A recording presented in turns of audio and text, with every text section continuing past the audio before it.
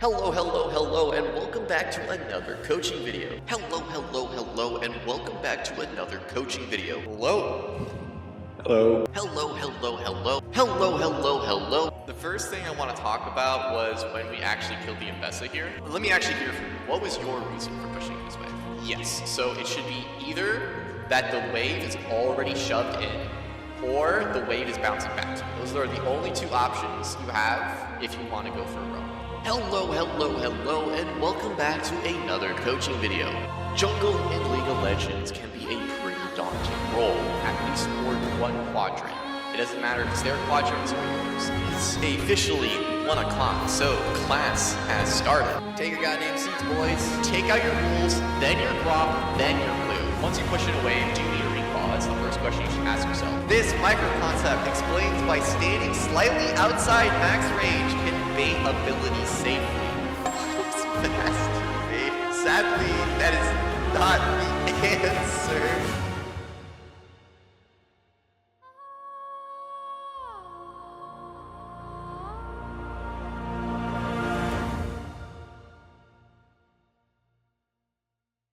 Hello, and welcome back to another coaching video. Today we are going to talk about macro and micro. Macro is the big picture concept in the match or your map-wide decision making. It's all about where you are in the map and how you're creating pressure or relieving pressure on the map. For example, concepts like split pushing, wave management, positioning, and jungle clears can all fall into macro. Opinions about macro is that it is way more important than micro, but I wouldn't sell micro short. I would say the game of League of Legends is 65% macro and 35% micro. Macro is extremely important to climb, but the last 35% of games won't be won just on macro itself, and you need some micro. What is micro? Well, micro is the player's ability to control their own champion and get an advantage related to that said champion. So it's about how you move your specific champion, use their abilities, how you build their items, and what runes you use. There's more to it, but we will talk about that later. Our first concept is to prepare for objectives and realize when you can take them. Objectives are stuff like Dragon, Grub, Herald, and Baron. Preparing for these objectives is quite simple. We want to know where the enemy jungler is, where our jungler is, and how our lanes are doing on that side of the map. Are they pushed in? Are they losing? Are they being pushed in? Are they winning? Also, vision control can help us secure it further. For example, if we want to take a dragon, we would want the waves of bot and mid to be pushed in before getting it, as if our laners are under their tower, it means the enemy can collapse on us, because our team won't be able to come help us without losing gold and experience. Another example is if we want to take a Baron. We would like our top and mid to be pushed in, and a bigger plus is if we spotted the enemy jungler on the other side of the map. Since the enemy jungler is on the other side of the map, there is no way for the enemy to steal it if we have a jungler with a smite up on our team.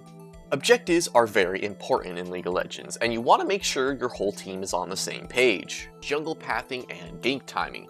These three concepts have to do a lot about the jungle, and there's a reason for that.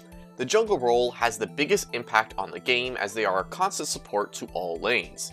It can be seen almost random and frustrating to see our bot lane get ganked for the 4th time in a row and our jungler seems to be doing nothing. But we can negate the randomness of ganks for the early game with the simple concept of jungle pathing and when a gank is most possible for the enemy. Even though leashes are not as common as before, we can tell which side of the map the jungler has started just by seeing if the laners of bot lane or top lane are late. The first gank in a game can happen around 240 to 250.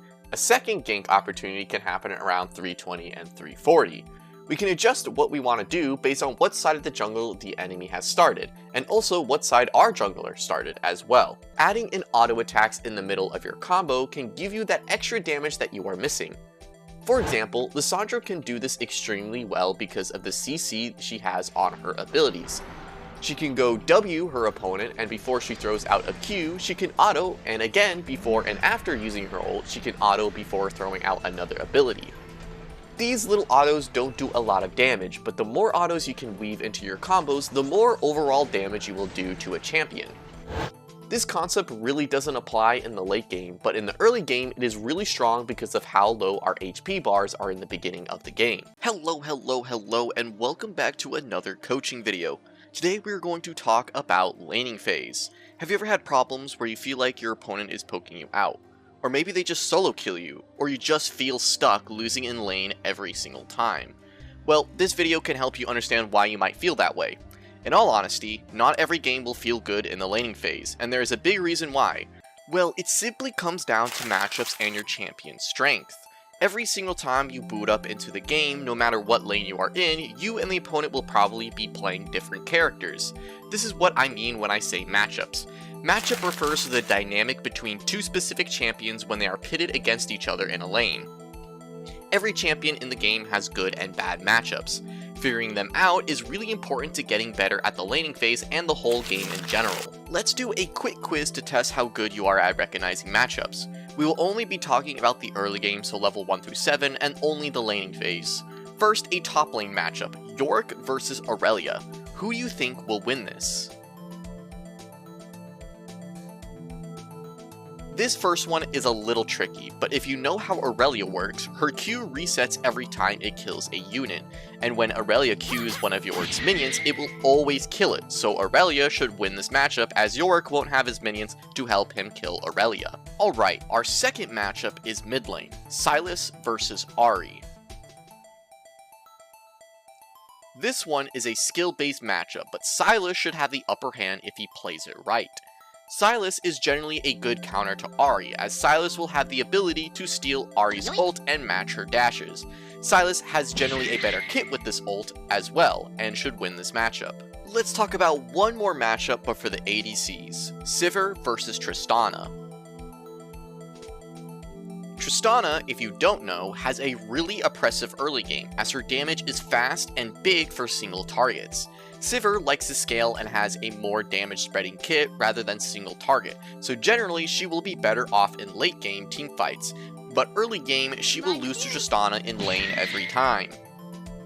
So to sum up my point, laning phases can be good or bad depending on your matchups, and if you are one-tricking a champion, you should learn them, as that will tell you how you should play the lane, and what champion you might want to ban every single game, like banning Aurelia when playing Yorick.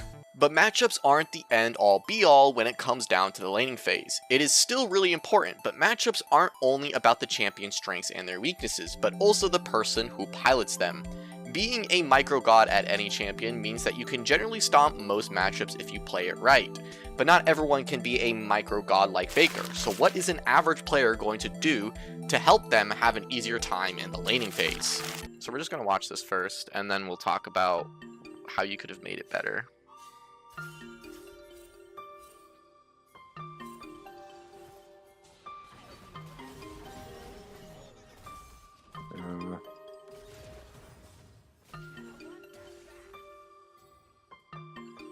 Alright, so what do you think you could have done?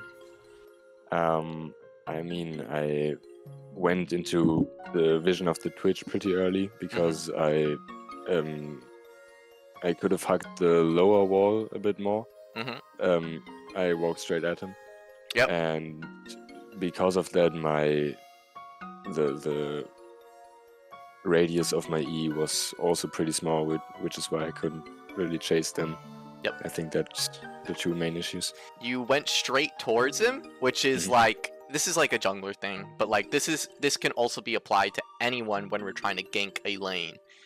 Hugging the wall is always better. Hugging the opposite side of the wall is always better. And if we can go even further deeper, and this cuts them off even more. You could see that you have time here. You have a little bit of time. Yes, they're backing up a little bit, but if you back up with them and they overstep, then that means you get a free double kill here. And then you also use your E, which you used it on the wrong wall. You use it on the wrong wall. If you use it on this wall, you know, you understand how it works. You're gonna loop this way, and now you're right here, and boom, they're both just dead. Like, there's no way they get away from this. So whenever we're trying to roam for something and we're going for a gank, just make sure that we hug the wall, or maybe hug or go around. Just way better, because it does cut them off. If you ever heard about the concept of cutting someone off, they want to go this way. If you go towards them, that you give them more time to walk. But if you go this way, this gives them less time, and they have to think more. Those are the two Okay. things that mid laners do. It's every time we go back into lane, we want to make this decision. Do we want to kill our lane opponent? Do we want to push and roam? Okay. And you would obviously make your decision when you're in the lane. And also there's, you know, you would switch your decisions dependent on how low the enemy is and what you can do. But that's the general consensus of mid lane. Do I want to kill my lane opponent or do I want to push and roam? Hello, and welcome back to another coaching video. Today we're going to talk about a very interesting role. In my eyes, this role is the most different role out of the entire game. That is support. Support is definitely an easy to learn, hard to master role. You don't have to do much right to win some games, but this role can have a heavy impact on the game when played correctly. So what support champion should you play? There are a bunch of unique supports out there, but they can all be put into one simple triangle that I like to call the support class triangle. What is the support class triangle? Well, to put it simply, it's a triangle that can group many of the supports into three classes: all-in supports, poke supports, and sustain supports. Every single support can be put into this triangle, with some having bigger strengths in other classes and some having a mix of all three. But what do these classes even mean? Let's first talk about the poke support class. These supports heavily excel in damaging their opponents in lane from a far away safe distance that can eventually either lead to a kill or put the enemies in a terrible position. Think of stuff like Xerath, Lux, and Bran. But as you can see, some are not all about poking. Yes, Lux loves to poke, but she is also a decent sustain champion, as she offers a shield for her and her ally if things get dicey. Not only that, she also has a root to stop anyone in their tracks. Same thing with Bran. He is for sure a poke champion, but he can be very bursty and all in when the time is right. While we are talking about burst champions, why don't we start talking about the all-in support class? These supports heavily excel in all-inning opponents by offering amazing crowd control and burst damage to obliterate an opponent or to at least take their summoner spells like Flash or Barrier. Think of stuff like Maokai, Leona, and Rakan. And again, just like the poke support class, they can fall into different parts of the triangle because of how they play. Maokai can be seen more as a poker champion with his saplings that can damage enemies from a faraway distance. Rakan can be seen as a sustain champion as he has a heal and a shield to help his ADC. While we are talking about sustain, let's talk about the sustain support class. These supports heavily excel at either buffing their carry or offering heals and shields to stay in lane longer. Think of stuff like Janna, Taric, and Soraka. And yet again, just like the other two classes, they can fall into different parts of the triangle because of how they play. Janna can be seen as more of a poke support champion as she has a click-on damaging tool and some far-range abilities. Taric can be seen as an all-in support as he has amazing tankiness and great abilities to lock down opponents and deal damage. So those are the three classes that every support falls into. This triangle is not only just to show you what kind of playstyle there are in this role, but also it is a matchup triangle. Poke beats all-in beats sustain, and sustain beats poke. But why is that? Well, poke beats all-in as if the poke champion is playing right, they would never be caught by an all-in character and safely be able to poke out the opponent before the all-in support could even do anything. The all-in support beats sustain, because their job is to catch someone off guard and kill them right off the bat, and sustain doesn't have the capabilities to stop their carry or themselves from taking massive damage. They might get away from an all-in support, but one or two more times of getting caught will kill them. Sustain beats poke, as since they have a bunch of tools to heal or shield their laner, or themselves, the poke champion shouldn't be able to dwindle down the HP of the sustain support, making them run out of mana and become basically useless. Next thing we're going to talk about is a little bit about the matchup and how we should use our E, because there were some times where you actually held on your E, you did a good job, you kept your E, which is super important, because that's the only way you're ever going to get out of a trouble situation when Embessa jumps on you. Yeah. But sometimes you don't do that. And it's really bad. It was really bad when you did it. You did it 3 times in this game. You just don't use your E aggressively, at least in this matchup. It's just no point to use your E aggressively, because if you do miss it like this, you get chunked hella hard. Yeah, she takes your flash, and yeah, now you guys are equally HP because of that one E that you just missed. But now, since you have no E, you have no W, you need to respect this guy. You need to respect them. Yeah. you just need to back off, like, immediately. Just go super far back. There's no reason to be close anymore. The wave's gonna push in, or it's gonna freeze, but you just need to wait for your cooldowns so you can push in the next wave, and hopefully, you know, Abessa doesn't jump on you. And honestly, I don't really like Talia in the top lane because she can be run down pretty easily. I don't know. What is the reason why you went top lane here? Is there any reason? honestly thought my matchup into Ambessa is probably easier than my matchup into Lux. And I don't mind taking... I feel like I was better like pushed against the Ambessa than I would be against the Lux. I was like, okay, I can let my KO go scale against the Lux. It makes no difference to him. I would say... just thought the Talia Ambessa matchup was better for Talia than the Talia Lux matchup, so we just swapped. I would agree that the matchup is better, but the problem is the lane. The lane is a big problem when it comes down to it. Yeah. Ambessa is really good at running people down because she has so many dashes. Even though the matchup is good, with certain characters, it could still be terrible because this long-ass lane that it's really hard for you to run away from. If this was mid lane, you don't have to worry too much about it. So I want to talk about roaming and actually going for fights. Like, you will go for this Rift Herald fight in a second. And I want to know on when do you know you have a good roam timer? Do you know when a good roam timer for you is? Normally when my wave is pushing or shoved in already. Yes, so it should be either that the wave is already shoved in, or the wave is bouncing back to you. Those are the only two options you have if you want to go for a roam. Because if we go for a roam after a wave bounces back off of us, then the minions will obviously start pushing towards him, and we're going to lose more. And that's all of our guaranteed gold. I like talking about guaranteed gold versus random chance gold, because anything that is guaranteed is like minions and like turret platings, if we play them right, obviously. But random chance gold is anything that are like lane kills or for when we're going for objectives. And let's make sure that we get our guaranteed gold before we go for anything that is basically random, we'll say. Sometimes it won't be random because we have a numbers advantage, but that's just the basic concept. And you actually go for this roam. You do this like twice in this game. You do like a bad roam, or like you go for a bad fight, and you let your wave, you actually die because of it. Or yeah, you actually die because of it, and then this wave just gets pushed in, and you just lose this entire wave for free. And you do get a kill in the end of this, I'm pretty sure. Yeah, you do. But the tempo that you lose and the minions that you lose is not worth that. Is not worth it at all. It's better just to shove this wave in, then go for it, because not only would you put yourself in a better advantage because you have that good roam, because Nasus would have to come back, and if he doesn't, he loses things.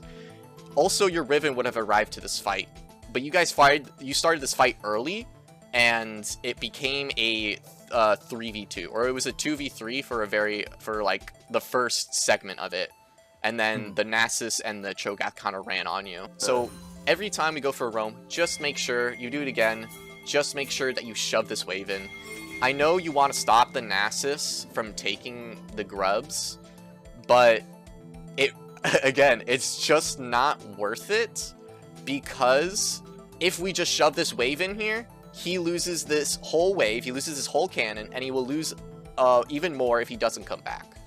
So let's just shove in the wave, maybe even get turret platings, you know? And then maybe go for this fight. Mid/late game for mid can be very confusing for a lot of people. It can feel like we don't have a certain spot we need to be sometimes, and we just walk down mid because that was our lane. Or sometimes we just get confused on where we should be and probably end up losing our base off of a side lane push, or we miss a team fight. But this video should help you understand mid/late game macro for mid lane, even if you're an Iron or a Challenger player. Let's get a simple basis on what you should be doing as a mid laner in the mid game. At this point in time, if you are low elo, you are most likely still in the mid lane around 15 minutes. That is a-okay for now, but in the future, as you rank up, bot lane will swap with you earlier in most cases for more protection, and their capability of helping in a team fight is higher than yours. So, being in the mid lane is better for them, so they can go to either side of the map more easily to help out in fights. So that means we need to go into a side lane, and side laning have some major differences than being in the mid lane. First is the lane length. These lanes are way longer than the mid lane, and their towers are more spread out on the map. This makes it more dangerous to be in a side lane compared to mid because of the lack of protection. But this also allows us to have more time to leave the side lane, as it takes a lot longer for the minions to march down the lane, and the more towers that are gone on our side, the more time you have to go for a roam. One other key difference of the side lanes compared to mid is that you can either be playing on strong side or weak side. What is strong side and weak side? Well, in League, we have two sides of the map called strong side and weak side. These sides can change all the time in the game depending on certain factors that make it strong or weak. When you are on strong side, that means you have more of your team on your side of the map. Also, having vision helps a lot for creating a strong side as well, because we can play around that vision and use it to get some picks, or to back off if we are about to get collapsed on. It also means that we can play more aggressively on strong side, as we know we have teammates nearby to help if things get dicey. Weak side is basically the complete opposite of strong side. We don't have any of our team around us, we don't have any vision in the jungle, and we have to be more careful as we don't know where the enemy might be. So when in the side lane, take these considerations to understand if you are on strong side and weak side, and play according to what that means you have to do, like allowing yourself to play more aggressively on strong side and more defensively on weak side. As said already, these sides can change all the time depending on what is happening in the game, so pay attention to your map to see if the strong side has been flipped. Okay, so now we know we are most likely side laning, but what can we do on the side lane that can be useful for our team? There are generally two strats that are the most common for adding pressure and giving you tempo. First is catch, then roam. If you know anything about mini waves in League, you should know that in basically all circumstances, when a wave crashes into a tower, it will bounce back and head into the other direction. This knowledge makes us able to control where the enemy has to be, or they will lose free XP and gold, but you are also tied to these constraints. Your job as a side laner is to catch waves on this side of the map if you are in the top or bot in these areas before it hits your towers. In most cases, these first towers will already be gone by the mid game, but if they are not, we can catch and roam in these areas. This strategy is simple. Catch waves and push the wave until it passes the middle mark of the lane. This makes it start pushing back into the enemy, and if nobody catches the wave on their side, the wave will crash into their tower and bounce back, making them lose even more if they don't come and catch the wave as it slowly pushes back into you. With this strategy, you have tempo to do something else on the map and roam. We can join the mid lane for a fight, cross on the other side of the map for an objective, go to an objective on our side, follow our jungler into their jungle, ward to keep us safe, hide in a bush with the whole team to get a pick, and so much more. But all roams come with roam timers. You or somebody else on your team needs to return to that side lane to catch the wave that has bounced back. The roam timer becomes longer as you lose more towers. As said before, there is more lane for the minions to march down the lane. This strategy is super easy to pull off, but most people forget you have a time limit and need to get back into the side lane at some point, or the roam will not be worth it. Catch then roam is the most common strat out of the two we will be talking about, and we will talk about why in a bit. But before that, I'm trying to catch some more subscribers so I can roam out of my parents' house in the near future. It is completely free, and if you are not enjoying the content on this channel, you can always unsubscribe at any time. I would greatly appreciate your support, and the more support I have, the more videos and other content I can create.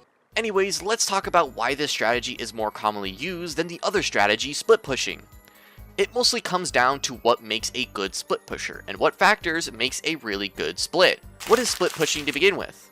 Well, instead of catching and then roaming after we push the wave past the middle mark, we continue that push with the wave splitting alone in order to create pressure and maybe even help gain more time to roam. Most mid laners don't like splitting, as they are generally not the best split pushers compared to top laners.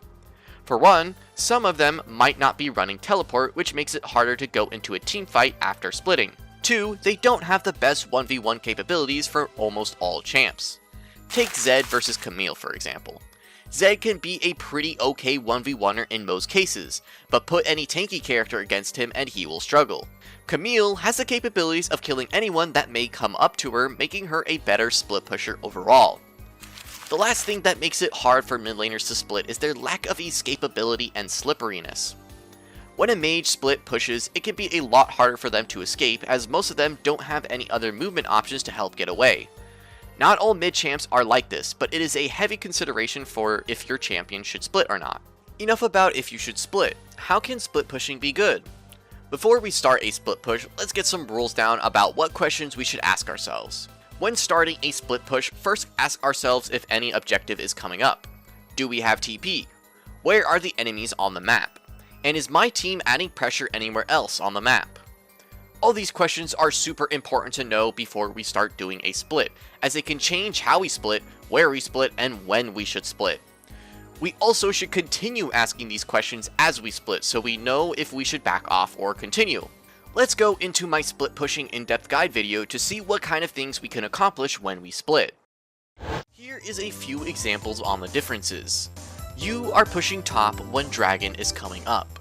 You have TP, and the enemies are all at the bottom of the map. In this scenario, we should split, as it forces someone to come up to us, and when they do, we can just TP for the dragon fight. If nobody comes up, we can continue the split if we don't care for the drag, and tell our teammates to back off as we can take multiple towers. If we do care about the drag, no big deal, we can still TP and help our team secure it if you think it's a winning fight. And not only could you get the drag and win the fight, the enemy team will lose the entire top wave you were pushing into their tower, doing a double whammy.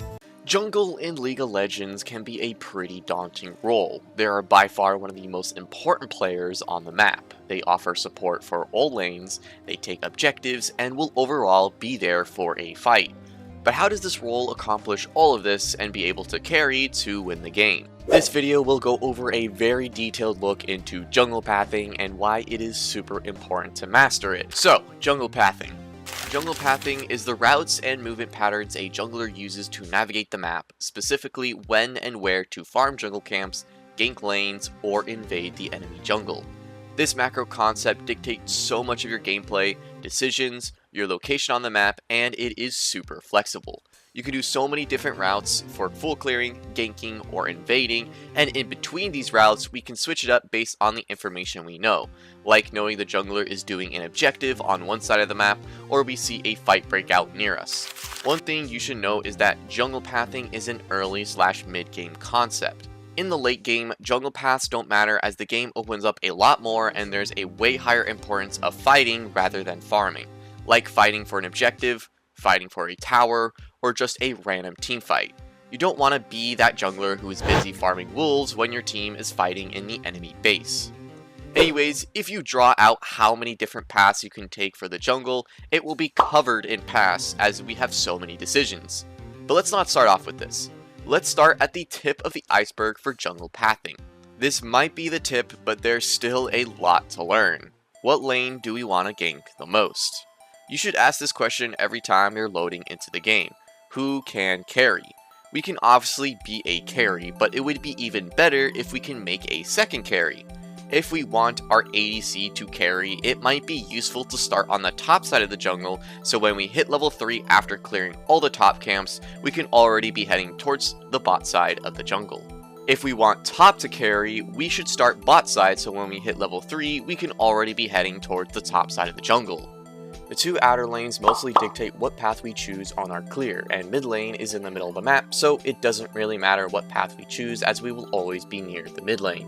This is called creating a strong side and weak side jungle path. This is the most common path most junglers take when it comes to playing in the jungle. It is really hard to be everywhere on the map as a jungler, but if we create a strong side and weak side path, we can almost guarantee at least one side of the map is doing well as you are supporting that side a lot more. Our weak side is the side that we start on. This side is going to be weak as we are not going to make any plays on this side of the map because we want to support our strong side. Our strong side is the side we path to. This side is stronger because we will be finishing our clear on this side, which makes us have a timer where we can do something like ganking and taking objectives. Now that we know the two sides and why they are that way, let's establish some basic rules that you should follow when playing this path. Weak side camps should never be skipped. These camps will be your guaranteed gold for the whole game. We want these camps to be down at all times as the longer they stay up, the longer they will not be respawning. What I'm trying to say is, when we clear a camp, that camp starts a respawn timer. Once the timer hits 0, the camp will respawn and be able to be taken again. If we take a longer time to return to clear the camp, the gold difference will start to add up, as we are just taking our jungler slower. We aren't allowing the respawn timer to start, making us have less CS over time. This is also a reason why we don't gank on this side either. Ganking on this side is overall a waste of time. Number 1, we aren't clearing our jungle when we go for the gank, making us lose CS over time, as we again are not letting these camps start their respawn timer. Number 2, we are wasting our precious time or tempo on this side of the map when we want that time or tempo to guarantee that the strong side always has backup. This rule has like one loophole, but it is super strict.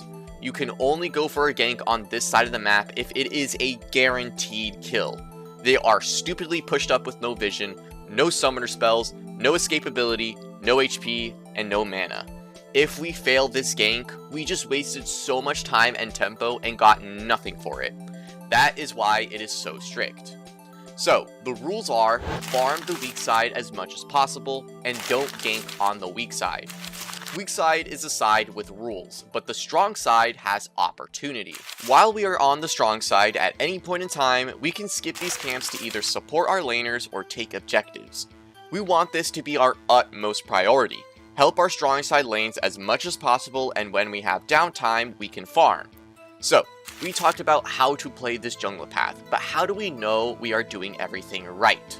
Let's run through some scenarios. You are currently in the weak side of your jungle clear when you see a fight break out in the bot lane. The fight looks pretty even and no one is clearly winning in any circumstance. Should we assist them? No, we should not.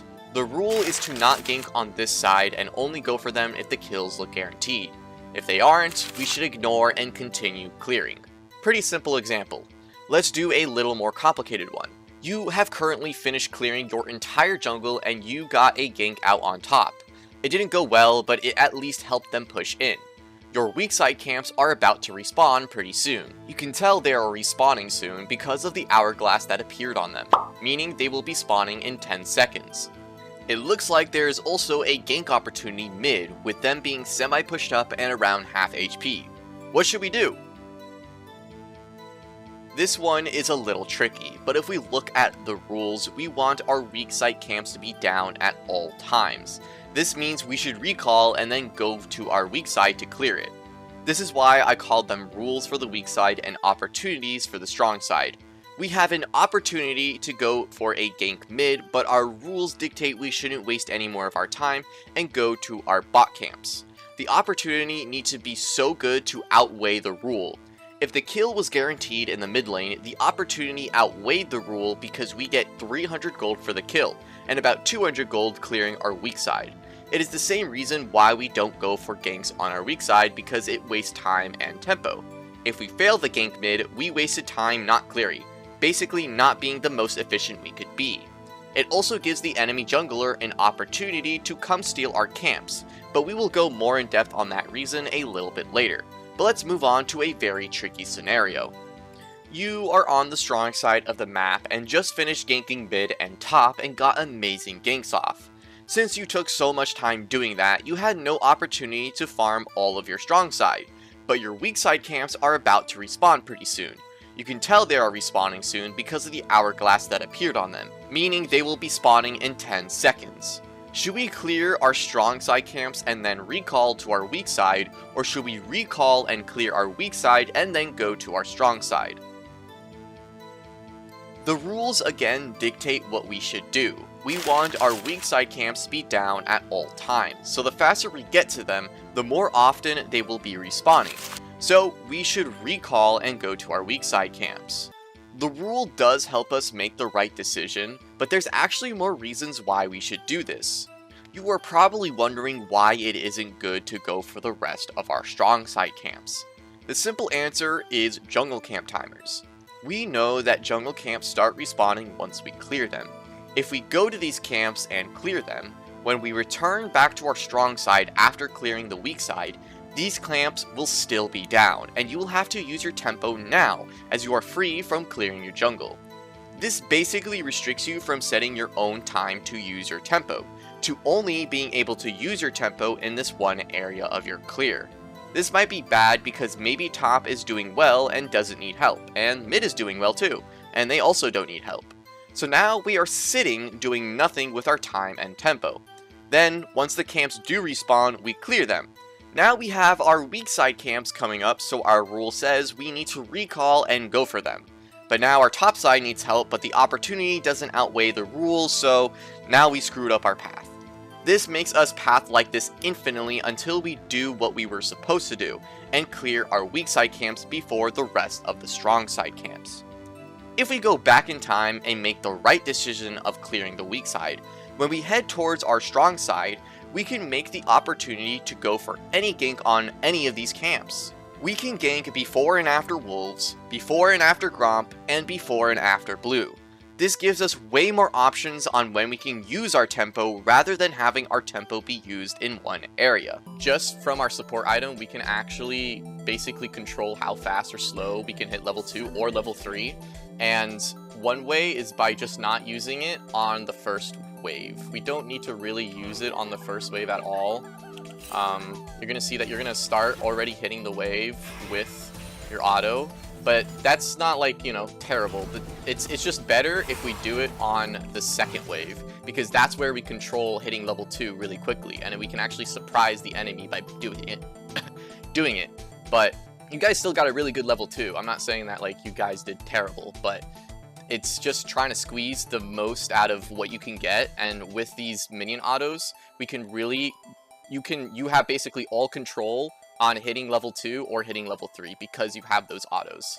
Let's just say, in a scenario, this minion is the next minion we need to take out in order to hit level 2. Since we have the execute, both you and Jin can step up even further, and you just take care of the auto and hit level 2 and have a better aggressive level 2. Does that make sense? Okay, yeah. And it's That also, totally we makes can sense. do bait strats as well, where Jin steps up and we can just hit this minion and bam, the level 2 is hit and the fight is won, basically. Your vision score is not bad, but I feel like you can get way better wards. So in this sequence, we have you going topside to ward the Baron. Cool. We're also clearing vision. Awesome. We're doing our job. Now, after this, we just ward this and then we're gone. That's all we did. And now that's the only ward to be placed is a Baron pit. But think about this. There's so much more we could have done because of this. Now, I want you to see this when you're playing games where we can actually walk with a laner while not walking right next to them, and they can still support us. You can see while we're going towards this Baron, Jin is pushing top here. Jin is pushing top here. And if we just follow him towards the top side, we can get even more wards for him and actually support him. But this Baron ward doesn't really do any justice for him. This doesn't help him at all because he has a lot of choke points up here that is going to stop him from knowing if people are there. And he actually does die because of this. He pushes in and he dies because he doesn't have vision, and you didn't really support him with that. But you can see how when we walk this way, he can technically come to us and support us and have time to do that. And same thing with the Kazakhs. So yes, we don't want to walk into places where our team is not, because that will get us killed. But if we do this type of walking, our team can still support us unless we get, like, you know, 5-man jumped. But that is less likely to happen because that ward, it just ward more around objectives. We can even get this ward over the wall if we just go up towards this close wall and ward right here. We can still get that ward, and we can also get a ward here. And that ward is still really good. These wards are really good, but this one ward just doesn't do anything. You know, it just tells us if they're on Baron. But we can place more, you know. And I'm gonna show you a moment where our wards are just failing us, and we're not doing the best that we can do to help our team. You're gonna see that you just warded the top side and the bot side of the jungle up here and there, and then that's all you do. You're gonna see how this wards don't really help you at all. It only helps the person in the mid lane, and it doesn't help your team at all. And you can see that both your teams got collapsed, and they had no vision to warn them about that. You have these two wards. Mundo is about to get collapsed, and the Kai'Sa's about to kill Jin as well.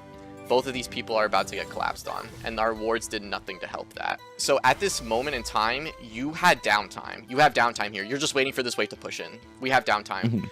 This is where, and we're going to even go back further, this is where we can either follow our Jhin. So this is like how I was talking about before, where we can follow wherever our carry is or whoever we want into our jungle, because they can still support us. Like, we can walk this way while he walks this way, like in a safer route.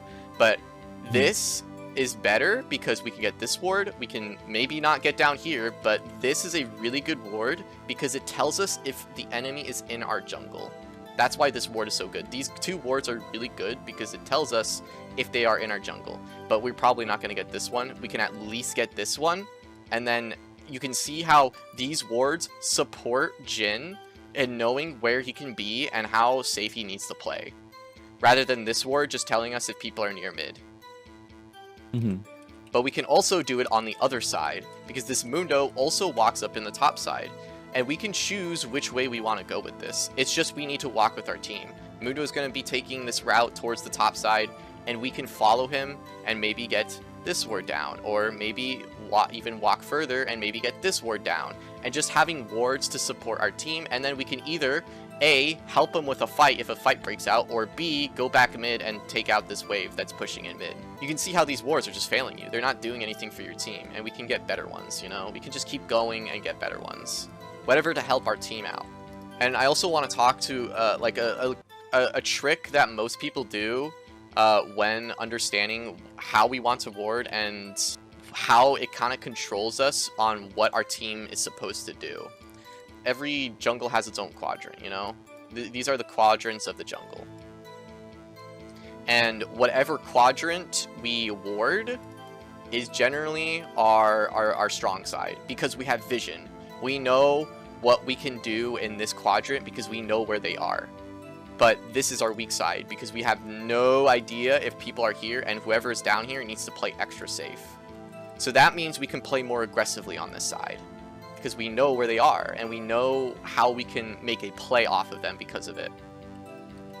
And that's with anything. This is like getting one quadrant is usually what you want in every single game. At least ward one quadrant. It doesn't matter if it's their quadrants or yours. Their quadrants is better because obviously that can help you push in and also get some picks. But your quadrants, at least getting one quadrant warded is already like 100 times better than just these two wards. Because it gives us that strong side and weak side vibe where this player can play more aggressively and we can play around this vision, while this player needs to back off and not get collapsed on.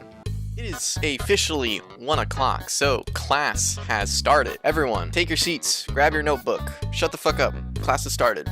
Welcome to League 101. I will be your teacher, Mr. Bai. I hope you can forgive me for my choice of style today, because I was kind of running late for this course, even though I was 15 minutes early. I couldn't leave my house because problems with the wife. But anyways, I will be your teacher, Mr. Bai. If you have any questions about the class, please read the syllabus. I will give you the syllabus right now. Here is the syllabus. Take a quick look at it and make sure you read everything you need to know. So what will we be going over in this course? Well, we are going to learn every single thing we need to know about League of Legends. How to play every role, how to play laning phase, how to play endgame, macro, micro, and everything else in this godforsaken game of League of Legends. You are probably asking, Mr. Bai, I signed up this course because I wanted a free elective credit. Well, why should I ever learn League of Legends? Well, first of all, fuck you. And second of all, League is a very magical game. Some of you will not pass this course. You will not hit Challenger. And that is okay. This game is not for everyone. And for the people that are actually interested about learning League, get ready to see why you are complete dog shit at it. If anyone has any questions during our session, don't be afraid to raise your hand in the chat and ask the question at any point in time. I will try to answer it to the best of my capabilities, and if you do not like my answer, well, I am the teacher, so I am always right. Before we end class, does anyone have a VOD review they would like the class to watch and critique so we can learn what kind of help you might need to getting better at this game. And this is what we'll be doing every time class ends. So every time class ends, we will have a time where I have some free time and we can do a free VOD review. So if you're here, you get to have a nice little VOD review for free. All right, let's get this started. Let's see this path thing that you took. Let's see what happens. So we're playing jungle. Barry, what's going on? Why aren't you moving?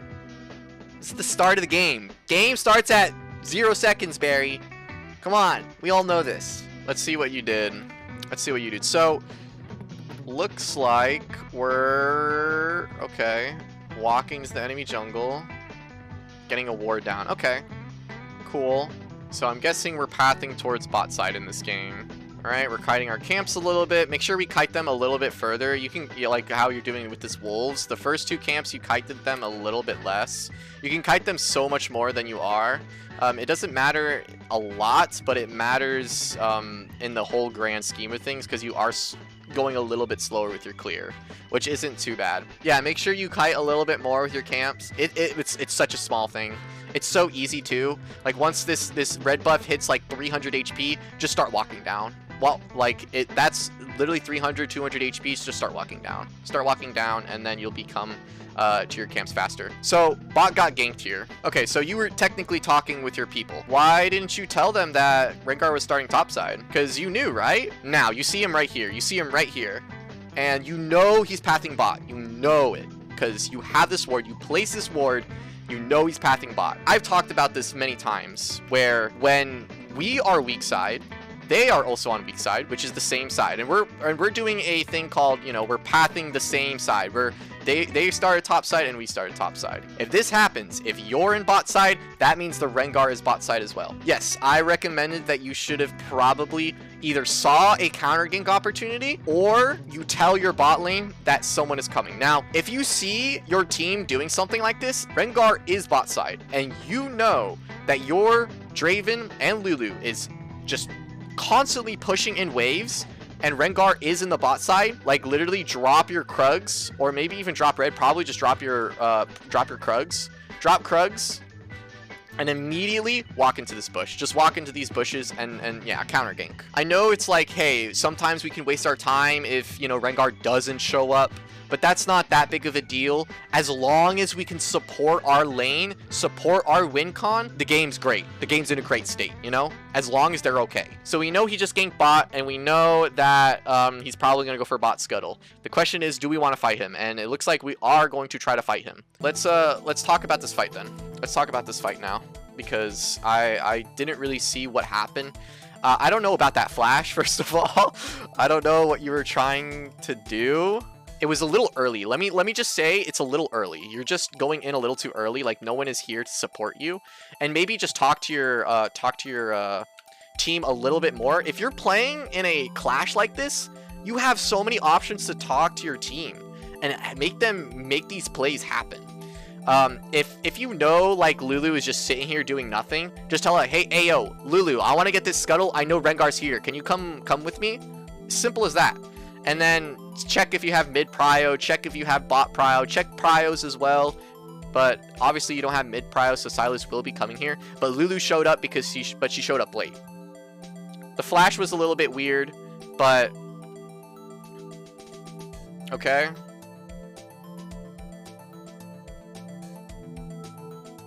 I mean, I don't have anything else to say, but just make sure that you tell your team what you're trying to do. I think that's really simple, and you can do this in solo queue too. You can do these types of plays in solo queue where you can, ping your bot lane like, hey, I want some help on this Scuttle. I want some help. I know our jungler's here. If you come to me, we get a free kill. Easy as that. And it still worked out in your favor, but in some cases, like this Malzahar, can't really leave this wave at this point. He doesn't really want to because he's going to lose this stuff. If he leaves this, he's going to lose some minions, and he does. He leaves and he loses some minions. He's also out of mana. Like he can't really help too much, and you can see like he can't really help you. But if you just tell your Lulu a little bit earlier, this might be even better next time. Okay, you do this because you want top Scuttle. All right, I'm super fine with you doing this, but after this, I'm not fine. So everything about that whole first clear was great. You got your first clear down, you cleared everything, you didn't get Scuttle, which is okay, but you got top Scuttle, and that's all perfectly fine. Let's back now, you know? Let's back. We're gonna do the same path over and over again. So after we finish our path, let's just back. Because we have 1,400 gold sitting in our pockets. And what can that gold help us do in the future? A lot more than it's sitting in our pockets, you know? I'd rather you just back here and then clear your camps again. In almost every circumstance, this is how every jungler plays every single game. So do your clear, get your Scuttle, go for a gank if you have time. If you don't have time, go back and do the same thing over again. Simple as that. So every time you finish your clear, every time you do a full clear and you finish it and you don't have to be around the map and you have gold sitting in your pocket, just take a back. Just take a back. It's better just to take a back. You don't have to be on the map right now. There's no objectives up. Like nothing is going on that will kind of deter you from backing. But now we're backing. But interesting. And oh, here we go. Oh no, Barry, you didn't. Barry, come on, man. This happened in the same thing last time. It was the same thing happened where we're just sporadic. We're going everywhere. We're going from Gromp. Now we're going to Raptors. Where are we going? Hold on. Yeah, we're going to Raptors. We skipped our Wolves. I don't know why we skipped our Wolves, but we skipped our Wolves. And now we're going for Dragon. And we're supporting our bot lane. Okay. Honestly, worked out in your favor. I'm like, cool. It worked out. It did work out, but in future, you do the same thing, you know? You clear your weak side, you get the gold that you need, then you move to bot side, and then we make a play. Because, like, this is the thing. You just did, like, you can do the same play that you just did if you go to Wolves instead of Raptors. Because this is what you did. You backed, you went towards your Raptors. So you backed, you went towards your Raptors, and then you went towards the bot site. Can't you do the same thing? Can't you just go to Wolves and then walk bot side? Do the same thing that you did? And now you still have all your strong side camps up. You still have Dragon up. You're still supporting your bot side. You're still doing everything that you can do to be down here as long as possible. But now we're skipping this, getting less gold, and now this is gone, so we have this just sitting here for a longer time. Just remember, you have two sides of your jungle, and at least in like most cases in like nothing like pro play, it's a little bit different. Obviously pro play is a little bit different, but clear your weak side, then move to your strong side, and you can drop as many camps as you want to support your bot side or mid. So now we're going bot. Okay, so are we, I guess we're just going to be switching up our path. We're going to path topside. No, we're going to take one camp and kind of pressure Dragon now.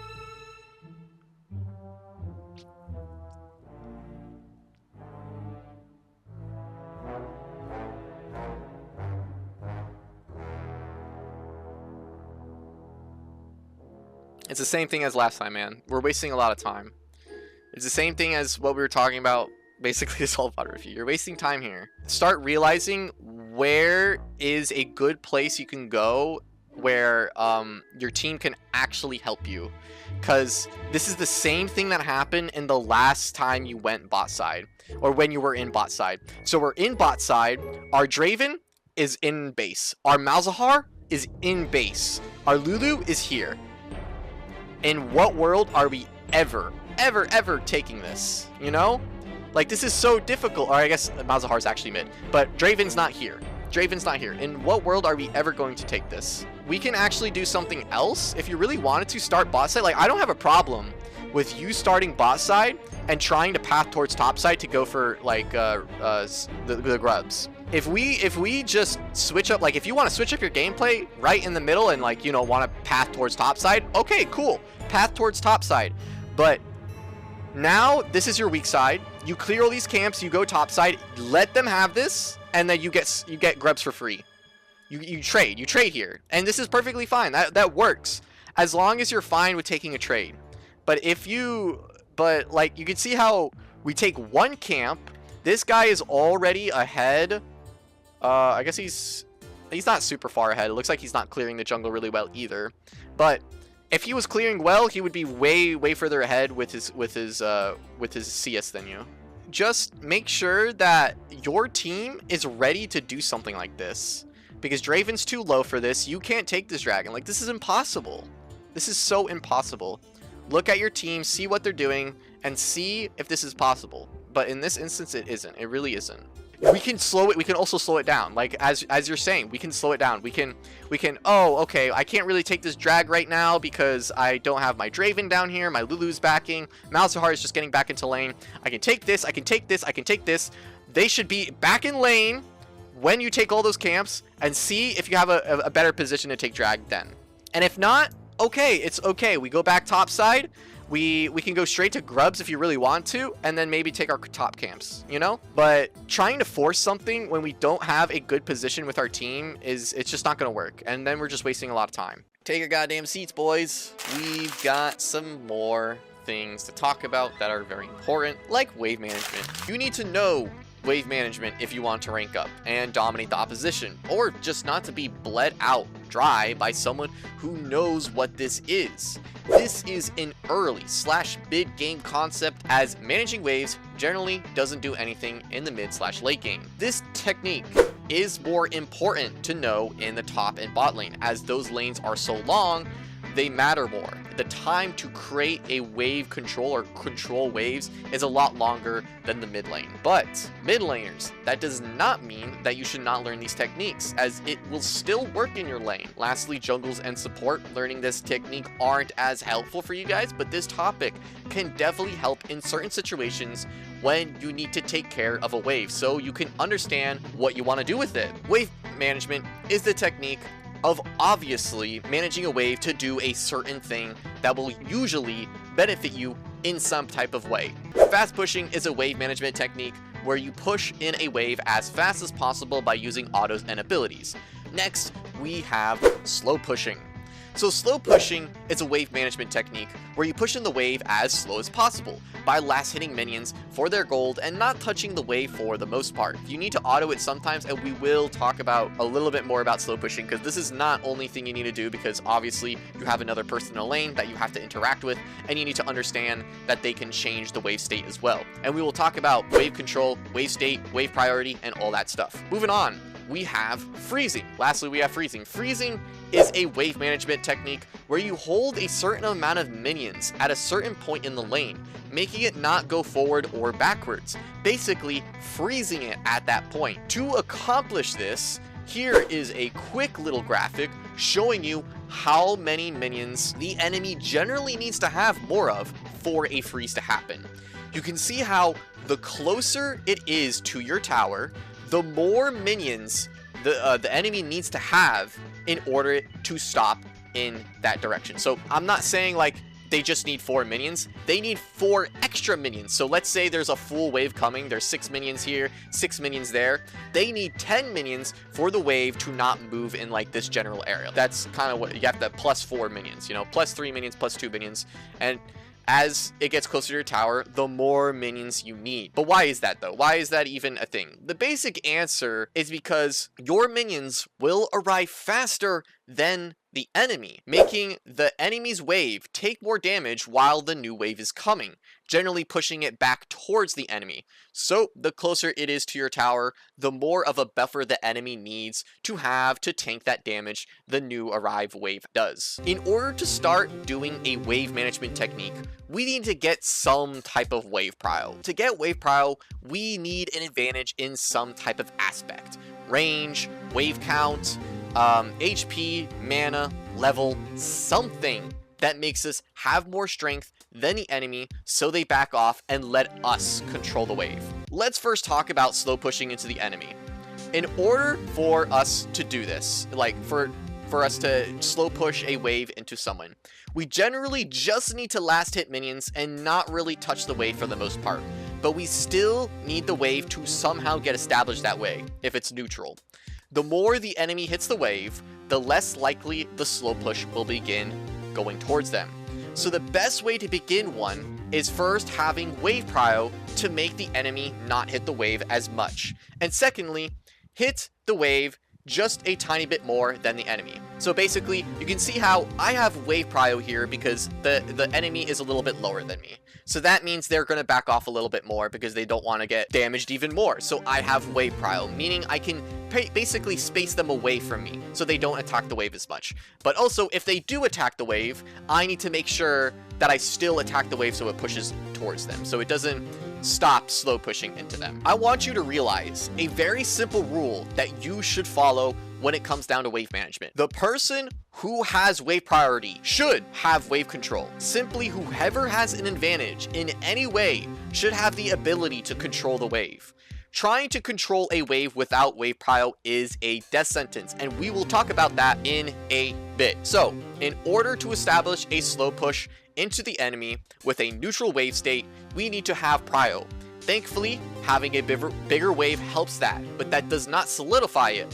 To keep the slow push going, we need to base the enemy away from the wave to make them hit it less, and whenever they do hit it, try to hit the wave back. Eventually, the wave will get so big that the enemy won't be able to stop it from crashing into the tower, and they won't be able to stop the slow push. The slow push will it's just too difficult for them to stop it. And that is basically how you create a slow push. Now, in what context is this powerful or detrimental to you? This is where wave prio comes back into play. If we have wave prio in some type of way, we can play more aggressively and be able to create a bigger advantage. This is when we can really start punishing the enemy for stepping up too close, and if they do it too many times, they can make the biggest mistake possible, which is dying. If the enemy dies during a slow push, not only do we get 300 gold, they lose the entire wave that was slow pushing into them, and maybe even lose some turret platings. This is why it is extremely powerful and can create a massive gold lead in the early game. But this can also be detrimental to you.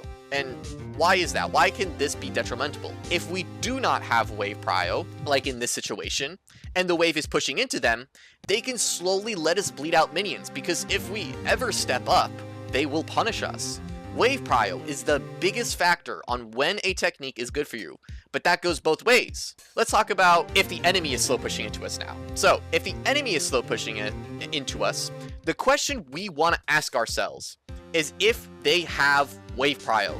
Do they have a big enough advantage that they have wave control? If they do, the best option is to usually let them have the control and let the wave push into us. Another option is to fight them, but it really isn't the best option because it's also harder to do because we don't have really good wave clear, and also we are most likely going to lose the trade because they have more minions than us. And again, it is way riskier because just like before, if we die during this slow push, we give them 300 gold, we lose the wave, and maybe even turret plating. So that's why it's not really worth it if they have wave prio. Okay, but how about if they don't have wave prio? This means we should have wave prio, meaning we have wave control, and we have a few options we can do. We can let them slow push, like continue this slow push that they're doing to happen and farm for free. We can cancel out their slow push by hitting the wave more and starting our own wave push, or we can let it go closer to our tower and eventually freeze. Each of these options get progressively better for you, but the better the option, the more of an advantage you need to have. So you can see how this option, the first option is like, okay, they're just pushing into us. Let's just let them push into us. The second option is, okay, I have some wave prio, meaning I can push it back into them and they can't really do anything about it. The third option is the best, because if they ever step up, they're probably going to die. The more wave prio that you have, the bigger the advantage that you have, the better the technique you can use. Because, like, think about this. Trying to start a freeze with a little HP advantage will not work. And letting them crash a wave into a tower while they are super low is just plain dumb. Why are we doing that? Why are we letting them do that? Figuring out what is better is all up to your observation skills, and basically what you think is a better advantage and how much of advantage that you have. This type of wave management technique is easier to do in the early game because the wave clear of champions are usually extremely low, so it is hard to stop one. But as the game goes on and champions start getting items, fast pushing becomes a lot more powerful. This usually happens around level 7+, where champions have a substantial amount of wave clear, where they don't have to worry about freezes or slow pushes. First, let's talk about why fast pushing is less powerful in the early game in most cases. If we remember what happens when we have a slow push, we create a massive wave that crashes into the enemy tower. This causes the wave to bounce back, meaning that the wave will start naturally pushing into you again. If we fast push a wave into a turret, first, we aren't creating that big wave, which makes us immediately lose the possibility of making the enemy lose a massive wave if they ever die. Secondly, so if we push the wave too fast into the enemy tower, the next wave state will become neutral, which is not very helpful in a case. This happens because we push the wave so fast, the tower had enough time to finish killing all the minions in the wave, so the next wave does not get backed up near their tower. The wave will now meet in the middle and become neutral. A neutral wave state isn't helpful because it means that the wave can start pushing in either direction. If it starts pushing to the enemy, it's worse because if we aren't in lane, we will lose minions and as it slowly pushes into them. If it starts pushing into us, it's better because we will lose less minions. Keeping it down to a flip of a coin is not very cash money, so that's why fast pushing a wave early in the early game really isn't that helpful. But there are some reasons why we want to fast push, because sometimes fast pushing can actually be beneficial in the early game. So the main reason we want to fast push sometimes is usually so we can back our roam. This makes it crash into the enemy tower, and they should stay there. If the enemy does not stay there, they will lose minions, and it just gives us free time, basically. It gives us free time to do whatever the hell we want. So let's talk about why it gets better as the game goes on. Why does fast pushing gets better as the game goes on towards the mid game? The main reason is because of the dynamics of what you want to do in the game. In the early game, we stay in lane, and that's kind of it. We just kind of stay in lane in the early game. Most of it is just farming, maybe killing our laner sometimes, but mostly we stay in lane, we farm, we get levels, we get gold, we get items, and then bada bing, we hit mid game. In the mid game, we want to leave the lane more. We have objectives to go to, we have jungle skirmishes to fight, and more items to help us kill more enemies. So fast pushing is the easiest and fastest way to give us lane priority.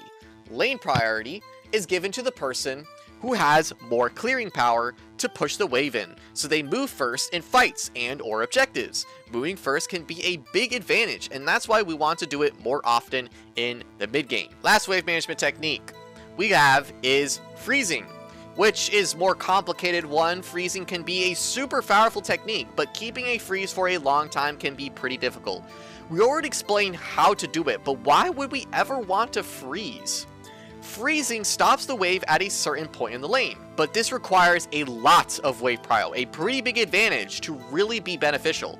Because like, think about this, if I was at 30% HP and then Zai is at 20, how the hell am I ever going to freeze this guy? Like, he's just gonna force it in. He's gonna force it in because I'm gonna be scared to die as well. So freezing the wave near our tower requires the enemy to step up further to get CS, putting them in a really troubling spot. Do they step up and get all in, or do they not step up and slowly lose more gold? The choice is theirs. This technique will slowly bleed out the enemy, making the gold gap bigger and bigger. The longer we keep it up, the worse it will be for them. But how about if someone freezes on us? Option number one, the best possible outcome is to get our jungler to help us unfreeze the wave. This in turn makes the jungler spend his time and probably will not happen in most elos. Sadly, they'll probably not help you. So let's talk about the next option.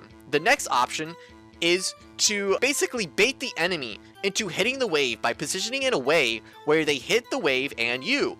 If they are dumb and hit the wave, it will break the freeze. Because as we remember, they need a certain amount of minions in order for the wave to freeze. If they ever damage the minions too much, the wave will become unfrozen and will push back into you. So you can save yourself. Let's talk about the other options. So those were the first two options. The next option we have is to forcefully push the wave in. This is definitely the most riskiest option, but what's worse? Dying to get the wave back to normal, or being frozen on for 5 minutes? But there is one more option. The last option is to just take the L and go for a back. Take the L, go for a back, TP if you have it, and since you just backed, you should have wave prio and push the wave in. So basically, try not to put yourself in a situation where you can get frozen on. But last thing about freezing though, just like slow pushing, This technique becomes less powerful as the game goes on because of the same reasons why slow pushing becomes weaker. We would rather get out of lane. You need to move your camera more, man. When you see, like here. I'll tell you why I say you should move your camera more. What is happening currently right now? Jinx is not doing anything. What do you need to do? All you need to do is push this wave in. While we're pushing this wave in, put your camera on this fight. What is happening? You want to know what their HP is at. Do I want to come up here? That is the question you should ask yourselves. Do I want to come up here? But you chose to come up here without even thinking about what is going on. Like you're already thinking about going up there. Don't even know what's going on. And then also, look at what's happening bot. Maybe the Akali, if you were walking there, the Akali is low, and you could just kill her. If you were walking there. Or even TP. Like, you have TP, man. You're not looking at what is going around on the map. You're not looking at what's happening top side. You're not looking at what's happening bot side. You're looking at your screen, and you have all this knowledge. This thing is so powerful. This map is so goddamn powerful. Look at it more, and also move your camera to things that are happening. If a top fight is happening, move your camera there. What is happening? If a bot fight is happening, move your camera there. What is happening? You know, we're not collecting the information that we need to be a better player. If we collect all that information, we can make better decisions. Because now we're just walking up top side, and we just didn't do anything. Like, I really want to see what's happening bot side right now. I really want to know. This Akali just went in on our Jhin and our Pyke right now. If I look to see what is happening, I get a free TP here, and I might be able to kill the Akali. Like, you're just looking at yourself the whole time, and you have this massive amount of information that's happening at this one point in the game. A top fight is happening, a bot fight is happening. We didn't even look for a second at what's going on. I know it's like hard to grasp when there's like so many things happening in a game. There's always something to look at. There's always something to do. But like, that just comes down to doing it. If you do it more, you will get better at it. Now you look! Now you look! Now you look! When the fight is over! Imagine that you looked 20 seconds ago. 20 seconds, you TP right here, bam, she's dead. Oh, imagine, you know? But like, okay, I'm gonna stop now. Let's move on. I'm gonna stop now. Okay, so I can tell you, both of you, Abrar and you, Kogar, I can tell you this one thing. I need you guys to realize when your downtime is. That is the first step of moving your camera more. For example, do we have downtime here? Yes or no? Yes, we do. We have downtime. We don't have anything to look at, but just recognize these simple areas of where we have downtime. A wave is pushing into us. We have downtime. We don't have to do anything. We can move our camera right now. Now we have to pay attention to what's going on. Now we have downtime. We can look at our camera or like move our camera. So just recognizing those simple timers of, oh, we have some downtime. We can look at our camera. Oh, we don't have downtime. We have to look at our character. And that's the first step. Looking at where our downtime is, then moving our camera. And I feel like that's the big issue I feel like you guys are probably having. You don't know where the downtime is for when you can move your camera. And like this whole segment, like I'm still gonna go back to this. I'm gonna go back to this again. Right here, we have downtime. We're checking our scoreboard. Okay, cool. We're checking scoreboard. Whatever. But we have downtime. We see we're probably already looking. Yeah, he's looking at his minimap. Cool. But other than just looking at our minimap, let us look at what is going on at the top fight. Let's look at Vladimir right now. Let's look at Vladimir. I want to see what's going on with Vladimir. All right, now we have to look at our camera because we're farming. We got to look at our camera, but we can still look at our minimap. But now we push in this wave.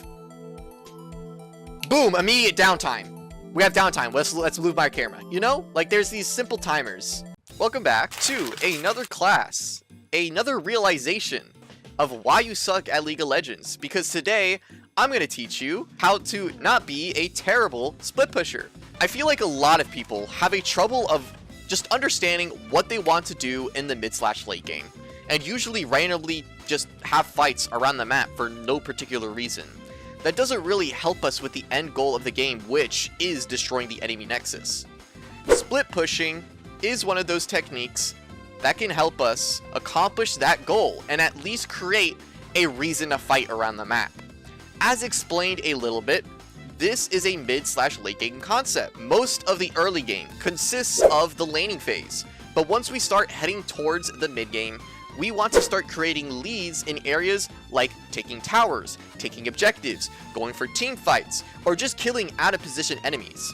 If you want to learn how to get better at playing the early game, I do have some great videos you can watch, like our advanced guide to wave management and also the beginner guide to laning phase as well. So what is split pushing? Split pushing is a macro technique where we split away from our team to push another lane, usually on the other side of the map. Seems simple enough, but the problem that most people run into is figuring out when this technique is good to use and should you consider doing it in your game. One simple reason why split pushing can be amazing is that it will split up the enemy. Splitting makes us create 2 points of pressure, one where our team is, and obviously where we are. If someone doesn't come to our split push, you are going to end the game by yourself. If someone does come to you, you might be able to kill them.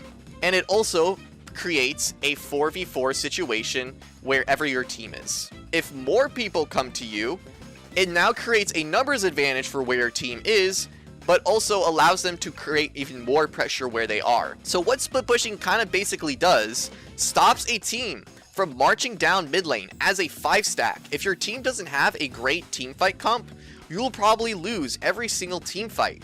Splitting all the time is not gonna make you win though. You need to use it wisely based on the champion you are playing, what the enemy champions are, or what is going on around the map. So split pushing is mostly a tactic used by top laners, as they have the best champions for them.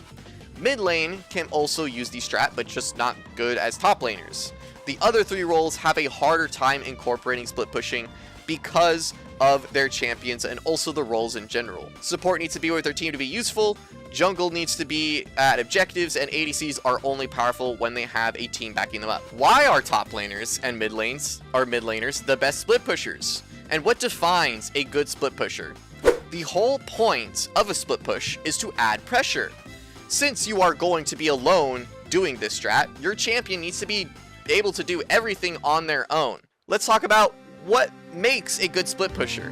So here are the 4 things that really make a good split pusher. First, they need to have good 1v1 capabilities. If someone is able to duel you as a split pusher, they just completely make it useless, as it will be really difficult to push in and add pressure. Your pressure is kind of useless now. They also need great tower taking abilities. If your champion can't take towers quickly, you're slowing down and adding less pressure than someone who can do that, letting the enemy team have more time to go in on a 4v5 fight. Having great wave clear is also very beneficial. The faster the split pusher can take a wave, the faster and the more pressure they can add. Lastly is escapability. Sometimes you will be caught by the enemy team, and having great options to get away from them will not only tilt the enemy, but also not put your team in a 4v5 situation going forward. We talked about split pushing a little bit in our beginning guide to top lane and those types of champions. If we go back to those champions and compare them to why they're good split pushers, you're going to see why now. We talked about Fiora in that video. Fiora is a good split pusher because she has amazing 1v1 capabilities. She has great tower taking potential, great wave clear if she builds Ravenous, and lastly, escapability to help her get away. But let's go over some recommended champions I think you guys should try, and also some mid champions as well, so mid laners can try this strat as well. So first, one of the easiest and best split pushers is Trundle. He checks basically every single box of a good split pusher. His escapability is not the greatest compared to a lot of other split pushers, but overall is amazing at every other category. For mid laners, assassins are generally great split pushers, as they have great 1v1 capabilities versus a lot of champions, but can be stopped by most tanks and bruises. So that's where it kind of becomes like a trouble. That's where it becomes troubling for them. But I can recommend Diana. Diana can be seen as an outlier to this because she can be built differently to combat this. Like she can build Leandries, she can build basically items that are more tank bruiser or like a AP bruiser build, and she's able to still accomplish a great split pusher, except she doesn't have great escapability. She only has her E, which she can only like use to like get away with hitting jungle monsters, Like, she doesn't have the greatest escapability, but everything else is already really good on Diana. If you do want to learn more difficult split pushers that can be a lot more threatening in a lot more ways, you can try Camille, Fiora, Gwen, and Jax. They check every box, and some of them can even be extremely good in team fights. Now that we know what champions are good at it, and why they are good at it, there are still some important factors that can increase the potential of split pushing. Split pushing requires some things to happen in a game to be useful, but also other things that can enhance the capability of it. When does a split push even begin? First of all, we didn't even talk about when a split push even begins. A split push begins when we cross into the enemy territory, because this is where the enemy can arrive sooner than our team, because they're just closer. We're just closer to their base rather than our base. Let's talk about an easy example of a great split push. So if Dragon is up and we're splitting on the top side, this is an amazing start of a split push. The reason why it's so good is because our team can add pressure here and we're adding pressure here. We're adding 2 points of pressure. Perfect. That means also if we have TP, we can be in 2 places at the same time. Go for Dragon, and maybe not even go for Dragon. Maybe we just continue pushing. If people arrive to our split push, we just back off and then we get Dragon for free. If nobody arrives to our split push, we get towers for free. And maybe we lose a drag. But if we continue the split push and still nobody arrives, we can also just TP for it. And maybe one person arrives and we can just TP for the dragon fight and fight it as a 5v4. Basically, there are a lot of situations we can be put through, but let's try to create some questions we should ask ourselves when we are starting a split push, and also when we are doing one, to know if our split push actually matters or not. The first question is my team adding pressure anywhere else on the map? I said that split pushing's main goal is to add pressure, but that is not the end of it. It is to add additional pressure. Splitting alone, while our team is not doing anything else on the map, basically is just telling the enemy to come to you and just kill you. Because if they kill you while this happens, your team doesn't get any towers because they're not adding pressure. Your team doesn't get any objective because they're not adding pressure there. They're doing nothing. And you're just basically saying, hi, I'm over here, come kill me. That's why you should have your team be doing something while we're split pushing. Because if we just split push, we're just telling the enemy come kill us. But if there's something else going around on the map, we're creating 2 points of pressure where they need to make a choice, basically. The second question that we should ask ourselves is, where is the enemy? If the enemy team is not showing, it can be really dangerous to push up. So the next thing that needs to happen is that we need to know where the enemy is showing on the map. If they aren't showing, it could mean that they are just doing a cross-map play and dropping a tower or 2, or maybe not going for an objective to just come kill you. This is also the main reason why I say that you should ask these questions continuously when we split, so we cannot get caught. But the third question is there a jungle objective up? Or if there's a jungle objective coming up soon. Things like Dragon, Heralds, Autocons, and Barons naturally draw people towards them. Splitting on the opposite side of these objectives can make the enemy choose their base being destroyed or not getting the objective, putting them in a very tough situation. And the last question is, do we have TP? TP makes split pushing even more powerful, as TP allows us to be in 2 places at the same time. This is also another reason why top laners are best at split pushing, as most of them run TP. And that's also why mid laners are pretty good as well, because most of them also run TP in the meta right now. It's either you run TP or you run Ignite, but most of them run TP because TP is just super powerful. But these questions will make you an absolute god of split pushing if you follow them. Oh my god, he doesn't have smite. Oh my god, he doesn't have smite. Okay, well, Nar's moving to you. You take the Scuttle. You're running away. Okay. I don't think you die here, right? No, you're gonna die here. Alright, they flashed. Okay, so why did we die here? You overextended the fight? Yes, but for the most part, the reason why you died here is you're not looking at the prio of your lanes. I want you to ask this question every time you want to go for a Scuttle. If you showed up on time. But like every time you want to go for a Scuttle, you might go for a fight here. This is like super possible that you might have to fight here. The question is, can I fight this Scuttle? And what you kind of want to have, like the information that you kind of want to gather is, do my lanes have prio for this? And as you can see, your top lane doesn't have prio, and your mid lane doesn't have prio. That means they are not showing up to this. You are 1v whatever, you know? You're going to be alone here. The question is, do I want to fight for the Scuttle? Absolutely not. You are not going to fight for this because your top doesn't have priority and your mid doesn't have priority. Let's just go for bot Scuttle. It's free. And that's also if knowing if the Pantheon is here, but you did know that the Pantheon was here. You didn't think about the priority of your lanes. So that's why the Gnar shows up here. That's why the Katarina shows up here and you kind of get collapsed on because Gnar is free to do whatever the hell he wants right now. For the most part, he should technically still, it didn't crash, but he can still come here. He can still come here for free. But you can see how your Orianna is going to be late here because she needs to stay in lane. The Mordekaiser is going to be late here because he has to stay in lane. And this is why you die here. Okay. We got a free kill. That's fucking sick, dude. We already know that a bot play just happened. And like they went towards the mid lane and like there was a whole scuffle and blah, blah, blah, blah, blah. We see that top lane has prio at the moment. This is kind of what you can do. It's called speeding up the game. And basically what it means is fuck your wolves, fuck your Gromp, straight to the objective. Straight. Fucking speed this game up. Because we already know that a bot play just happened. What does that mean? Everyone's recalling or everyone's returning back into their lanes and they need to get prio. They need to get prio before they can do anything again. So, what we can do is say, fuck that, because we're a jungler. We don't have prio. We can do whatever the fuck we want whenever we want.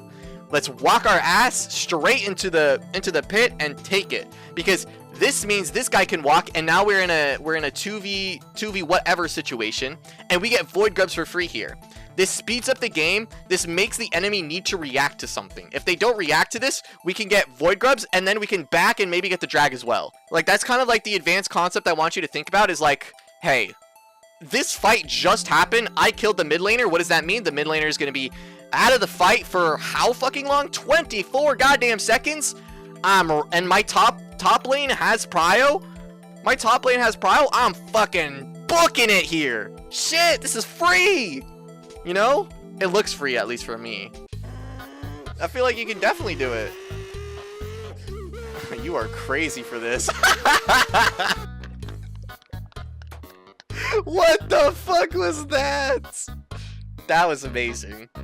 Honestly, cinema, bro. Cinema. That was crazy. That was that's a six-pack. That's a six-pack play right there, bro. God, that was amazing, dude. Welcome to class. Once more, you ugly little gremlins. Today we have a very exciting class. We are going to learn about cross-mapping, something that people hear and think is simple, and for some reason still doesn't understand how to pull it off properly or don't even know when they should even do it. This is more of a team-based macro concept, but it can make our games more winnable in the long run. Cross-mapping is mostly used by junglers, as they are usually the controller on if they want to do one or not, because obviously they're everywhere on the map and they can be on one side while the enemy team is on another side of the map. But it is still possible for any player to make cross-map plays for any role. So anyways, cross-mapping, what is it? Why should we do it? And how does it create a more even game? Before we get into all that fun stuff, let's refresh ourselves about a simple concept that everyone should know. This simple concept is known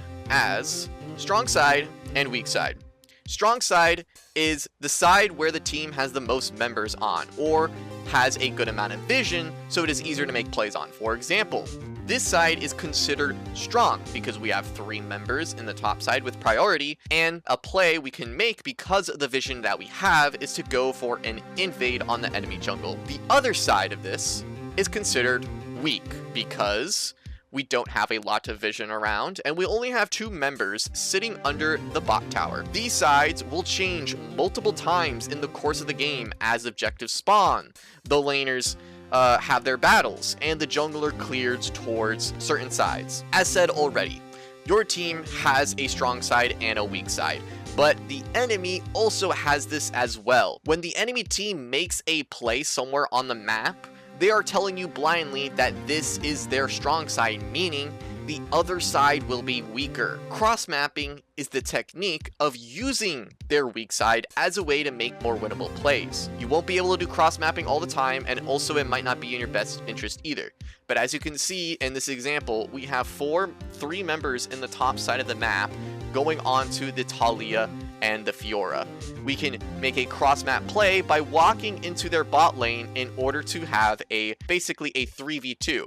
So cross-mapping is not only about, crossing the map of where the enemy team is and, using their weak side, but it's about getting the numbers advantage so we can have more winnable plays, basically. Cross-mapping is weaker when you are ahead. So, ahead in certain areas, and we're going to talk about this. Let's say our strong side is currently us being in the bot side. So we're Talia. We're Talia here, and we just got a kill on the support. This makes their bot side weaker for the enemy, but if we peek at their teammates' locations, we can still see that this is the enemy's strong side. The thing is, though, them having one less member gives us basically numbers advantage for the dragon fight, and we should force them in a situation where they make a mistake and try to fight us. So it doesn't make sense to cross map here because we already have an advantage on this side. So let's just use that advantage to get a free buff and make the enemy react. So that's kind of a pretty example on why you should not cross map sometimes, because you already have an advantage somewhere. Cross mapping is basically trying to get an advantage somewhere else where the enemy already has an advantage. So if the enemy if the enemy kills our support, they will have the advantage here. It might be better to go on the other side of the map so we can create an advantage on the other side. Let's move on to another situation. This one, it will be a little bit trickier. So basically, in this situation, both teams still have 5 members, with everyone being in their lane. Dragon is currently spawning, and a fight will most likely break out for it. Our bot lane is 5-0, so we can force this fight because it is more likely in our favor. It really doesn't make sense to make a play on the other side of the map, because we can just get a free buff in the bot lane and force a fight with our ADC. Cross mapping is more of a reactive skill for when you are behind or weak on a certain part of the map. So for example, your team is about to set up for drag, but oh no, your ADC died in the lane when a jungler ganked them. Even though we knew that they were pathing there and the ADC ignored the jungler's pings. This makes this side weaker and most likely not favorable for you. But now we know where their strong side is, because we see the Renekton, we see the 3 members down here, and we know we only have Lulu and Ari and yourself down in the bot lane. Why don't we cross map and make other plays around the map? We can gank top, we can steal top camps, we can dive the top laner, or trade objectives. This might not be as good as what they get, but at least we are keeping ourselves in the game by trying to evening the scales of gold. Let's take this example in this game that I had a few days ago. So basically we're watching the Nami here. Currently, my team is all in the top side of the jungle, making this our strong side. So this is my team. I have the Nautilus. I'm right now the Silas in the jungle. I'm top side. And then the Darius. We have 3 people on top side. So this is our strong side. So Nami basically watched this video and subscribed to my channel, and she spots that that our team support is in the top side of the jungle, telling them that the ADC is currently alone in the bot lane. And Nami does a great cross map play. You're gonna see that she's going to immediately initiate and say, like, let me kill this Jinx right now. Even though the Jinx will not die here, this kind of sucks. Even though that the Jinx did not die, the Caitlyn takes the first tower and almost takes the second one, and basically makes this Jinx absolutely homeless until our play is done in the top side. So you can see how, even though this is still the weak side of the enemy as well, you can see that there's 3 people up here, and then we have 3 as well. Since technically this is their weak side too, it still doesn't matter because this is a 2v1, and this is a great play from the Nami. And basically, cross-mapping is about spotting where you have numbers advantage, and Nami spotted this numbers advantage right here. Pay attention to the map and see where you can even the scales of the game more. Your ADC might be feeding, but the top lane is still more susceptible to plays if the jungler keeps making bot lane plays. This one's more about, here, I'll just let you watch. I'll let you watch. So in this very moment, you're pushing in the wave, or you're trying to like push in the wave, but also stop the Akali from pushing in the wave, yada yada. And then Akali goes missing on the top side, and then your Jax and Mbesta start fighting the Akali, and Akali gets a kill, or not, Akali doesn't get a kill, but Teemo gets a kill, and you're recalling, and you have a wave pushed in. So what is the mistake here? And maybe I should ping more, I think. You didn't ping a single time here. Like, you need to ping your team that Akali is coming topside, no matter what. Like, this is your job as a mid laner when it comes down to your laner. If your laner goes missing, you need to tell your team. Like, nobody's watching the map. This is only gold elo. Nobody is a macro god. Nobody knows, they don't check their map enough.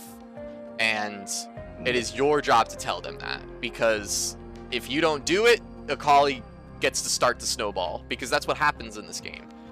A few pings that you just didn't do caused Akali to just get kills everybody else, and then you're stuck in the gutter because your laner is just super far ahead because of the kills she gets everywhere else. But also, there's one more mistake you made here. You didn't punish them after they did this play. Akali went topside. Yes. She can't return to lane. Zahan was there. You saw that Timo was there. Everyone was up here. And you already know that they're going to take this. And you chose And to back I don't here. really need to back. Just. Yeah, exactly. And I didn't really show you, but you only have 700 gold. You only got boots, and I think you also get like a tome. But like, you just need to push this. You just need to get free turret platings. Like, this is where you get your free gold now. So I want you to spot that a little bit more. You do it in the future. So this is one thing that I've seen from another coach. Once you push in a wave, do you need a recall? That's the first question you should ask yourself. Do you? No, not really. You have 700 gold. You're not going to get anything that's really important to you. Second thing is, can I hit the tower? And in this instance, you can. It's not dangerous to hit this tower because we saw Timo up here, we saw Zahen up here, and Akali's too low to do anything. So we could get some free turret platings. And then the third question is, can we roam? And honestly, we're not going to be roaming. There's nothing on the map.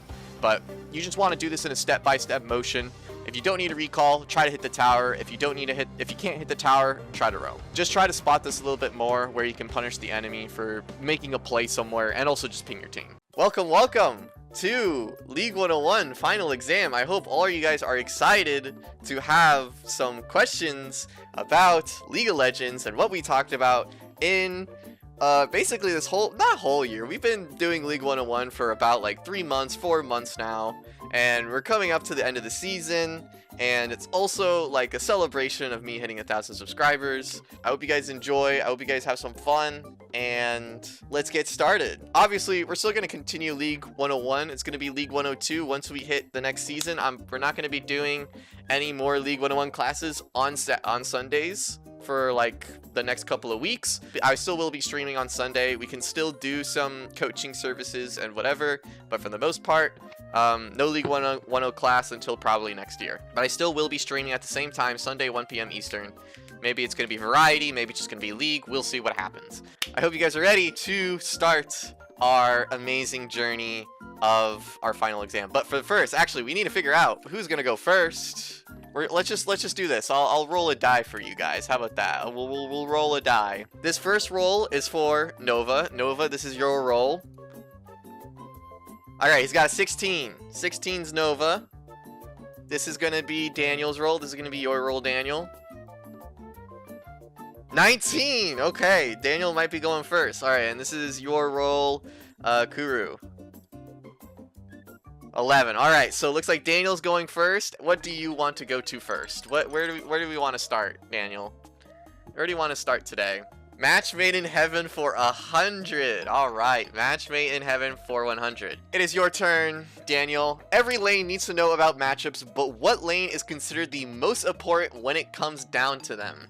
What lane is most important for matchups? Or what lane matters so much for matchups? Why are matchups are super important for this one lane? Obviously, it's important for all lanes, but this one is the most important. Daniel, do you have an answer? If you don't have an answer, we'll just move on to the others. You don't have an answer? Well, I guess Nova, you're next because you beeped in.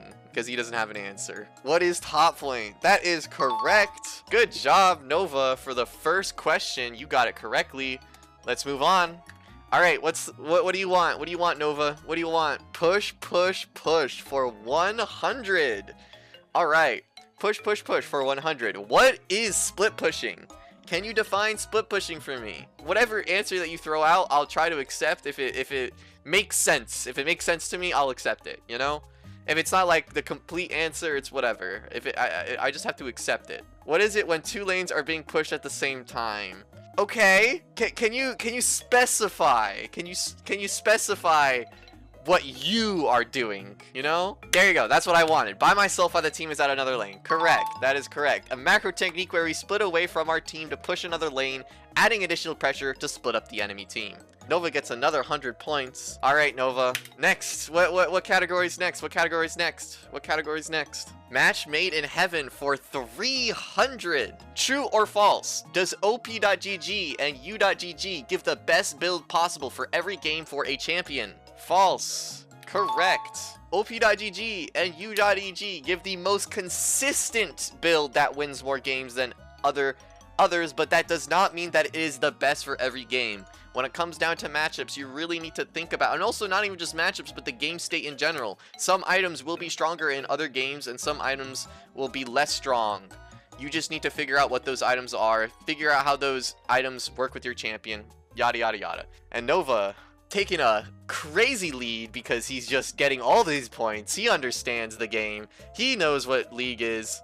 Next question. Next question. Match made in heaven for 500. Going for the big bucks here. Big bucks. Name at least 3 matchup checklist questions you should ask when going into a matchup you don't know. So this was during one of our classes. We had 5 different questions that we want to ask ourselves. What are just 3 of them? And it doesn't have to be the exact questions. It can be similar questions to what these questions are. How much LP do I lose? Why am I playing this game? Should I go outside? I'm sorry, I'm gonna have to deduct some points from you. Sorry, Kuru. AP or AD, ranged or melee, are they aggressive?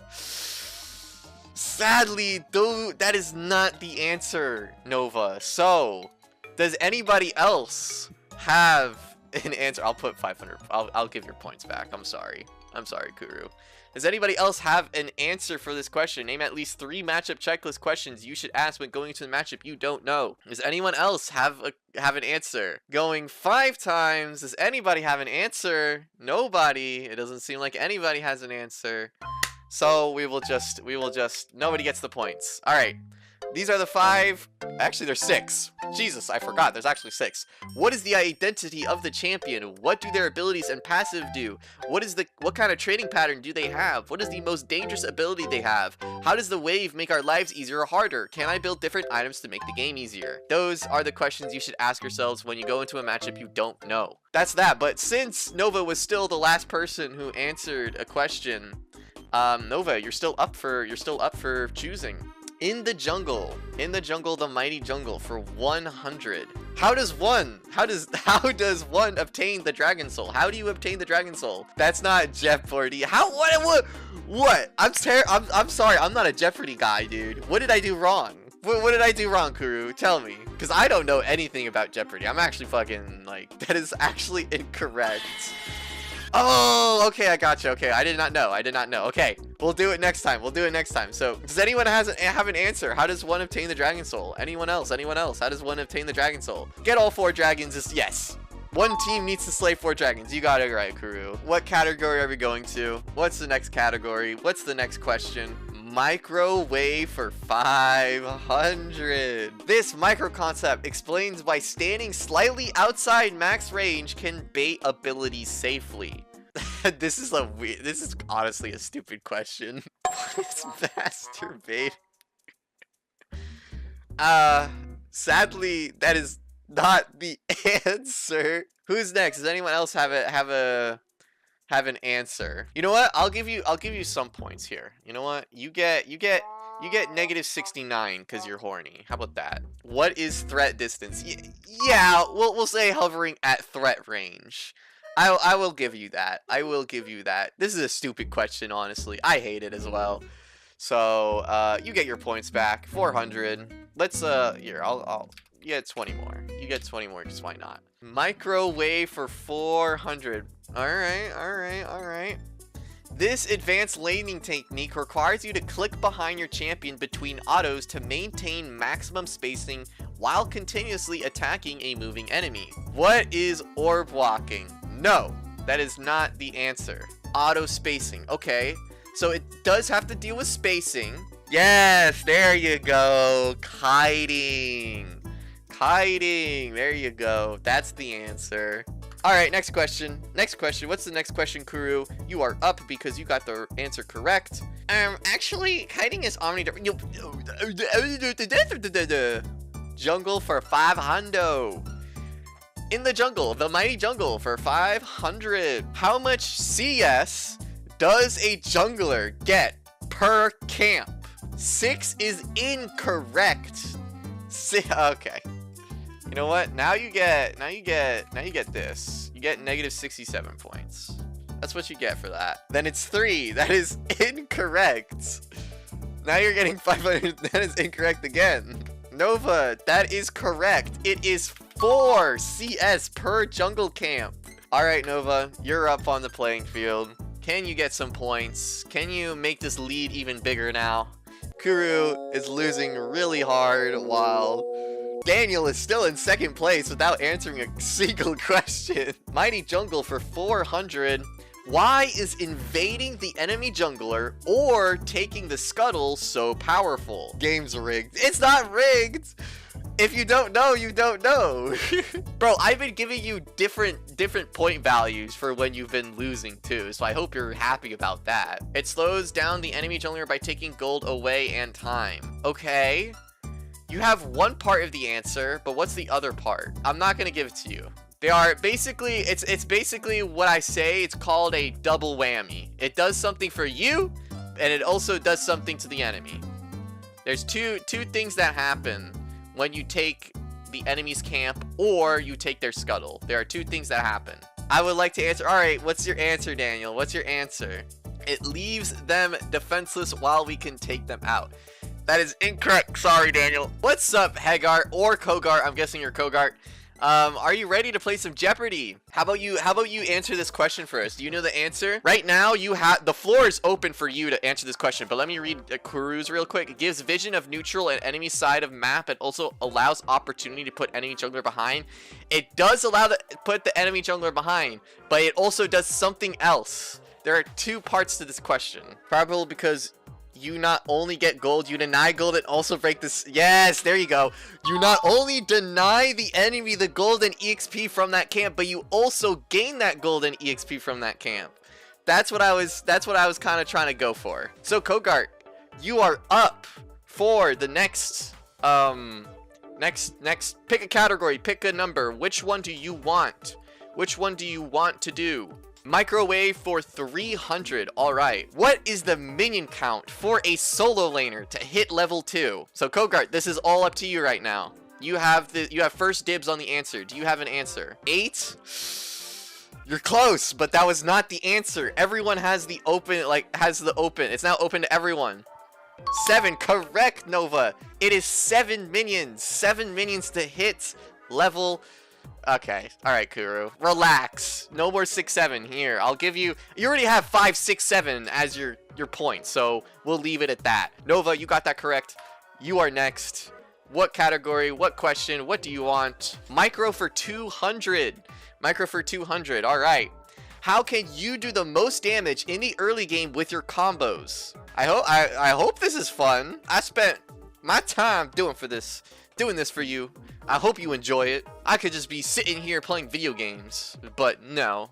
I'm letting you guys have fun. So Nova, do you have an answer? Weave in autos while you use abilities. That is correct. Weave in auto attacks between each ability use is how you're going to do the most damage in the early game. That's for mages. That's for melees. That's for everybody. If you weave in your auto attacks, you will do more damage and most likely win the fight because of it. Nova, you are next. Factor in all variables along with environmental factors and astrological phases, if and only if playing Aphelios. So okay, so this is what Kuru wants. Kuru wants for Aphelios to become stronger on certain moon phases. So he'll be strong on certain patches and he'll be weaker on certain patches because of the moon phase. So the bigger the moon, so like if it's a full moon, Aphelios is strong.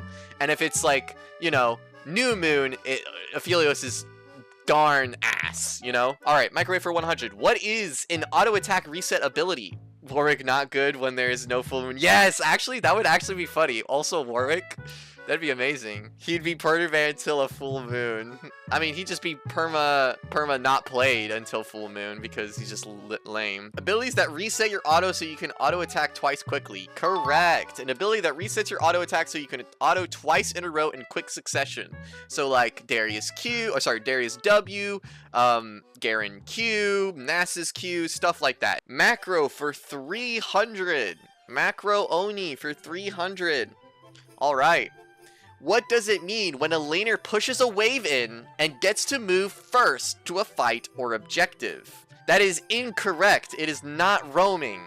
It is part of roaming, but that is not what it is. Priority over the lane opponent. Okay. Yes, but what is it called when you have that priority? Tempo, okay, it is a tempo advantage, yes, but what is the specific, like, it's called blank priority. Blank priority. Lane prio, there you go. That's it, that is the correct answer, lane priority. Kogart, you are up for picking the next category and question. What is our next question and category? Yeah, where's the fucking study guide? I'll show you your study guide here. I'll show you right now. Every single fucking class that we have had, sir. Right here, look at all these classes. Look at this. This is your study guide right here. If you come to class, you will know this. That is the issue. Yes, there you go. This is where you'll learn everything. All right, what's the next category that you want? You want push for 200. That's what you said. All right, push for 200. How much gold do you get when the second tower is destroyed in the top lane by yourself? 650 is close, but that is not the correct answer. Does anybody else have an answer? 675. That is also not the correct answer. It is close, but it's not the answer that I'm looking for. Does anybody else? Someone just said 650. Someone just said 650. Are you rage baiting me? What is this? Okay, 860 is too much. Too much. All right. Okay, I'm guessing. I'm not. There's too many answers. Too many answers. It's 700. It's 700. So the reason why it's 700 gold, I'll show you right now. You get 675 local gold and 25 global gold. So that means you get 700. You get 700 gold. Nobody got the answer right, sadly. So we'll just have to deal with it, sadly. But so who's next? It would be Nova. Nova, you are the next person for picking a category. So what category and question do you want? What question do you want? Push for 300. Push for 300. What is the main point of split pushing? If you've watched our split pushing guide video, you would exactly know what that is. Nova, the floor is yours. What is the answer? To apply pressure on the map. Okay. Yes. I want more. That's not it. That's not what I want. Okay. I won't deduct points because you kind of got a good answer, but it's not what I'm looking for. Pressuring the side lane to bring attention to you and escape so the other members of your team can get an advantage of that. Okay. It's like, yes, that is a good answer. That is a really good answer. You know what? I will accept that answer, but I like that answer, Kogart, so I will give it to you. I think you kind of got the idea of what I was trying to go for. To add additional pressure to split up the enemy team, forcing them to deal with you. So you kind of got that. Pressuring the side lane to bring attention to you. That's kind of what split pushing is about. It's about adding additional pressure to split up the enemy team, forcing them to deal with you. All right, Kogart. It is up to you. What is the next question that you want? Match made in heaven for 200. Who would win? Aurelia versus Yorick. What's the answer, Kogart? The floor is yours, Kogart. Who would win this? Okay, early game, I guess Aurelia for passive. So, yes, correct. Aurelia would win. That is not the reason, though. The reason is her Q one-shots Yorick's ghouls, making Yorick's damage plummet, and lets Aurelia stack up her passive easily. Macro for 500. We're going for the big bucks. We're going for the big bucks here. Oh, boy. All right. What wave management techniques are good for the early game? And what techniques are good for mid/late game? The floor is yours, Kogart. Slow push and freezing in the early. Hard push in mid/late. That is correct. Hard push or fast push. Yeah, that's what I got. Slow pushing and freezing are really good techniques used in the early game because champions just don't have that great of wave clear, so they can't really stop you. It's hard to stop them. And also, you can create bigger advantages. In the mid/late game, you want to be around the map more. So you don't want to be taking care of waves, taking care of freezing a wave or slow pushing it. We would rather just hard push so we can either help on an objective or start a split push. So that is why mid/late game is about fast pushing and early game is about slow pushing and freezing. But next, jungle for 200. Alright, what are the jungle timers for when you should cross into the other jungle and when you should full clear it? So, there are 2 times, one for crossing and one for full clearing. What are those times? Either 2025 or 2026, because I know the next season changes those timers, and I kind of want to remind you guys of those timers, so that's why you're allowed to say either timer. So Kogart, what are those answers? Full clear is 3:30 and cross into, I would say, 2 minutes. Not sure though. Sorry Kogart, you only got one part of it correct. You did not get the cross correct. Does anybody else know the answer then? Nobody? Nobody. Does anybody have an answer? Nobody? Nobody? 3:30 and 2:18. No. 2:20. No. Incorrect. Incorrect. The answer is cross is at 2:30 for 2025 or 1:55 for 2026, 3:30 for full clear at 2025, and 2:55 for full clear at 2026. That is the answer. 2:30 and 3:30. 10 fucking seconds. Fuck you. It was wrong. It's wrong. Jungle for 300. All right. We are finally finishing the jungle. What important skill lets your team know where the jungler might be? Map awareness. That is not the correct answer. I'm sorry. That is not the correct answer. It is open now to everybody.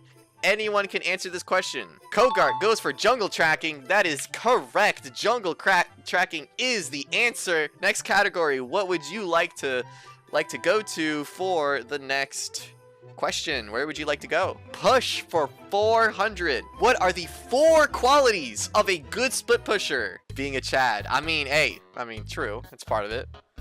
That's a hidden one. That's one of the hidden qualities of a good split pusher, being Chad. Handsome, funny, kind, generous, the list goes on. We're not talking about your future boyfriend, Kuru. We're talking about split pushers, okay? Jesus, relax. Mobility, good hitting turrets, wave clear, good in fights. Okay, so I don't hate your answer, Kogart, but like the last part of good in fights I don't like. It's not that they're good in fights, they're good in certain types of fights. So I'm not gonna deduct points, but I'm not gonna give you it. And it's 8 inches rich ripped has hair. Has hair where? Up their bumhole? Nice beard, I guess. It's not strong solo presence. I mean, solo presence, eh. I mean, it's close to what I'm looking for, but not what I'm looking for. Strong skirmisher, also not what I'm looking for. Good dueler, good tower taker, good minion clearer, and good slipperiness. So, good dueler as in they are good at 1v1s. Skirmishers are 2v2s, 3v2s, 2v3s. It was close. You were very close. You almost had the correct answer, but you did not get the correct answer. But I'm not going to deduct because you were close. So since Kogart did not get the right answer, it's moving on to Nova again. Kuru, you haven't had a single opportunity to pick a category. Maybe, actually, let's give it to Kuru. Kuru, you get to pick. You get to pick a category because this is my Jeopardy game. I get to choose who gets to pick. Kuru gets to pick. No, he hasn't picked once. He literally hasn't picked once in this whole, like, I picked 2? No, you didn't. Maybe you did. You haven't picked one for a while, so I'm giving it to you. How about that? Why are you complaining? Do you want it or not? Like, I'm giving you the option to get ahead, and you're just like, well, actually, so stop being stupid and take the opportunity, boy. Are you gonna let opportunity slip? You only get one shot. I'm fucking Eminem up in this bitch. All right, push for 500. All right, what are the 4 questions you should ask ourselves when we begin a split push and when we are doing one? What are those 4 questions we want to ask ourselves for a split push? Where's the enemy? Where's my team? What objectives are up? Am I gonna make money? Okay, you have 3. You have 3, Kuru. You have 3. There's one that the last one's wrong, but you have 3.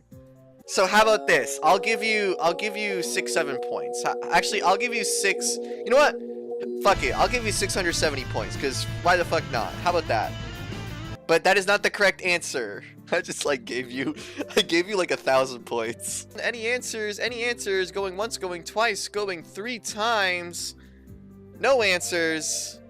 Do we have objective bounty so I can get money? No, that is not the answer. The answer is my team adding pressure? Where is the enemy? Do I have TP? Is there an objective up on the map? TP, guys. TP is an important part of split pushing. It is important. So, since no one got the answer correct, Daniel, you're up for choosing the next topic. Are you still here, Daniel? It is your turn. All right. What kind of things can we do to increase our chances of making better macro decisions? Better ourselves as human beings. Honestly, I would communicate with team. Okay. Sorry, but that's not the answer, Daniel. I'm sorry. I'm sorry, Daniel. That's not the answer. Watch Adam Buy, see VOD for Pro, review our own VOD, get coaching. Ah, I like it. I like that answer, but it's not the correct one. It's not the correct one. I won't deduct points though, because I liked it. The best macro decision you can make is to stop playing League. I agree, but that is also not the correct answer. I'll give you 20 points for that. How about that? Just because. Come on, guys. We had a whole class talking about this. What the minimap? Okay, I will take it. I will take it, Kogart. Looking at our minimap and moving our camera. We talked about this, Kogart. How do we make better macro decisions? We watch the minimap. We move our camera. Bam! We can do so much more. We can do so much more. Good job. 9 times report your team. Yeah, facts. Just do FF15 jungle diff, because that's what everyone wants. Macro Oni for 400. What is the technique called for when you make a play on the other side of the map on the enemy's weak side?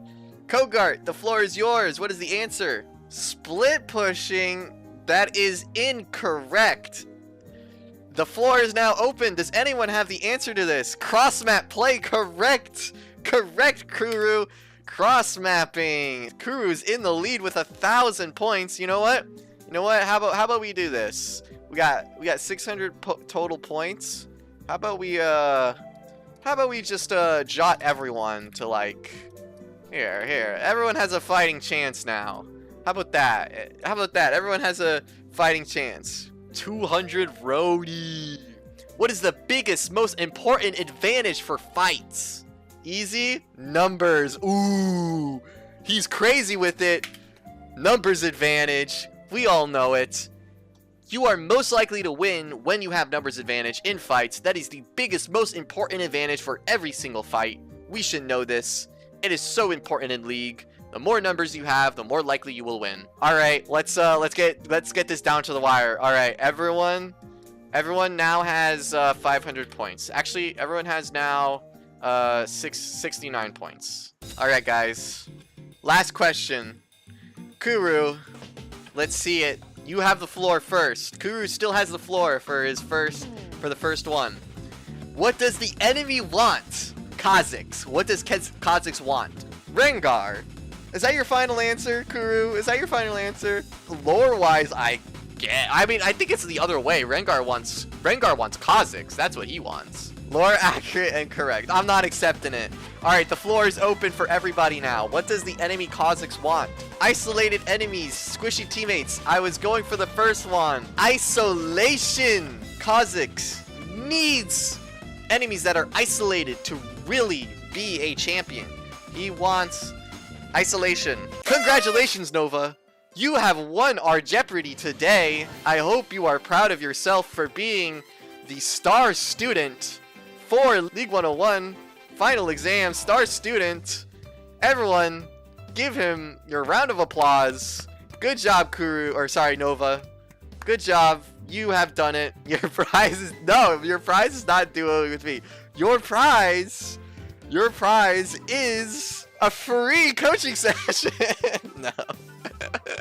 A date with me. Yes, actually, that's what you get when you win Jeopardy. You get a date with me. That's what you win. First of all, if you're watching from YouTube, subscribe, because like, why not? As I was saying, thank you guys for joining in. Thanks for enjoying Jeopardy. Anyways, good luck on climbing, and see you in the next coaching video. Thank you so much for watching this video. Thank you so much for watching this video. Thank you for giving this opportunity. Thank you very much. Thank you so much for watching this video. Thank you so much for watching this video, and I hope you enjoyed it. Thank you for the VOD review. I'm very happy about that. I'm glad that you can see what you can improve on. Be kind, be nice. You don't know what others are going through. That's what it means to have empathy. Thanks for watching.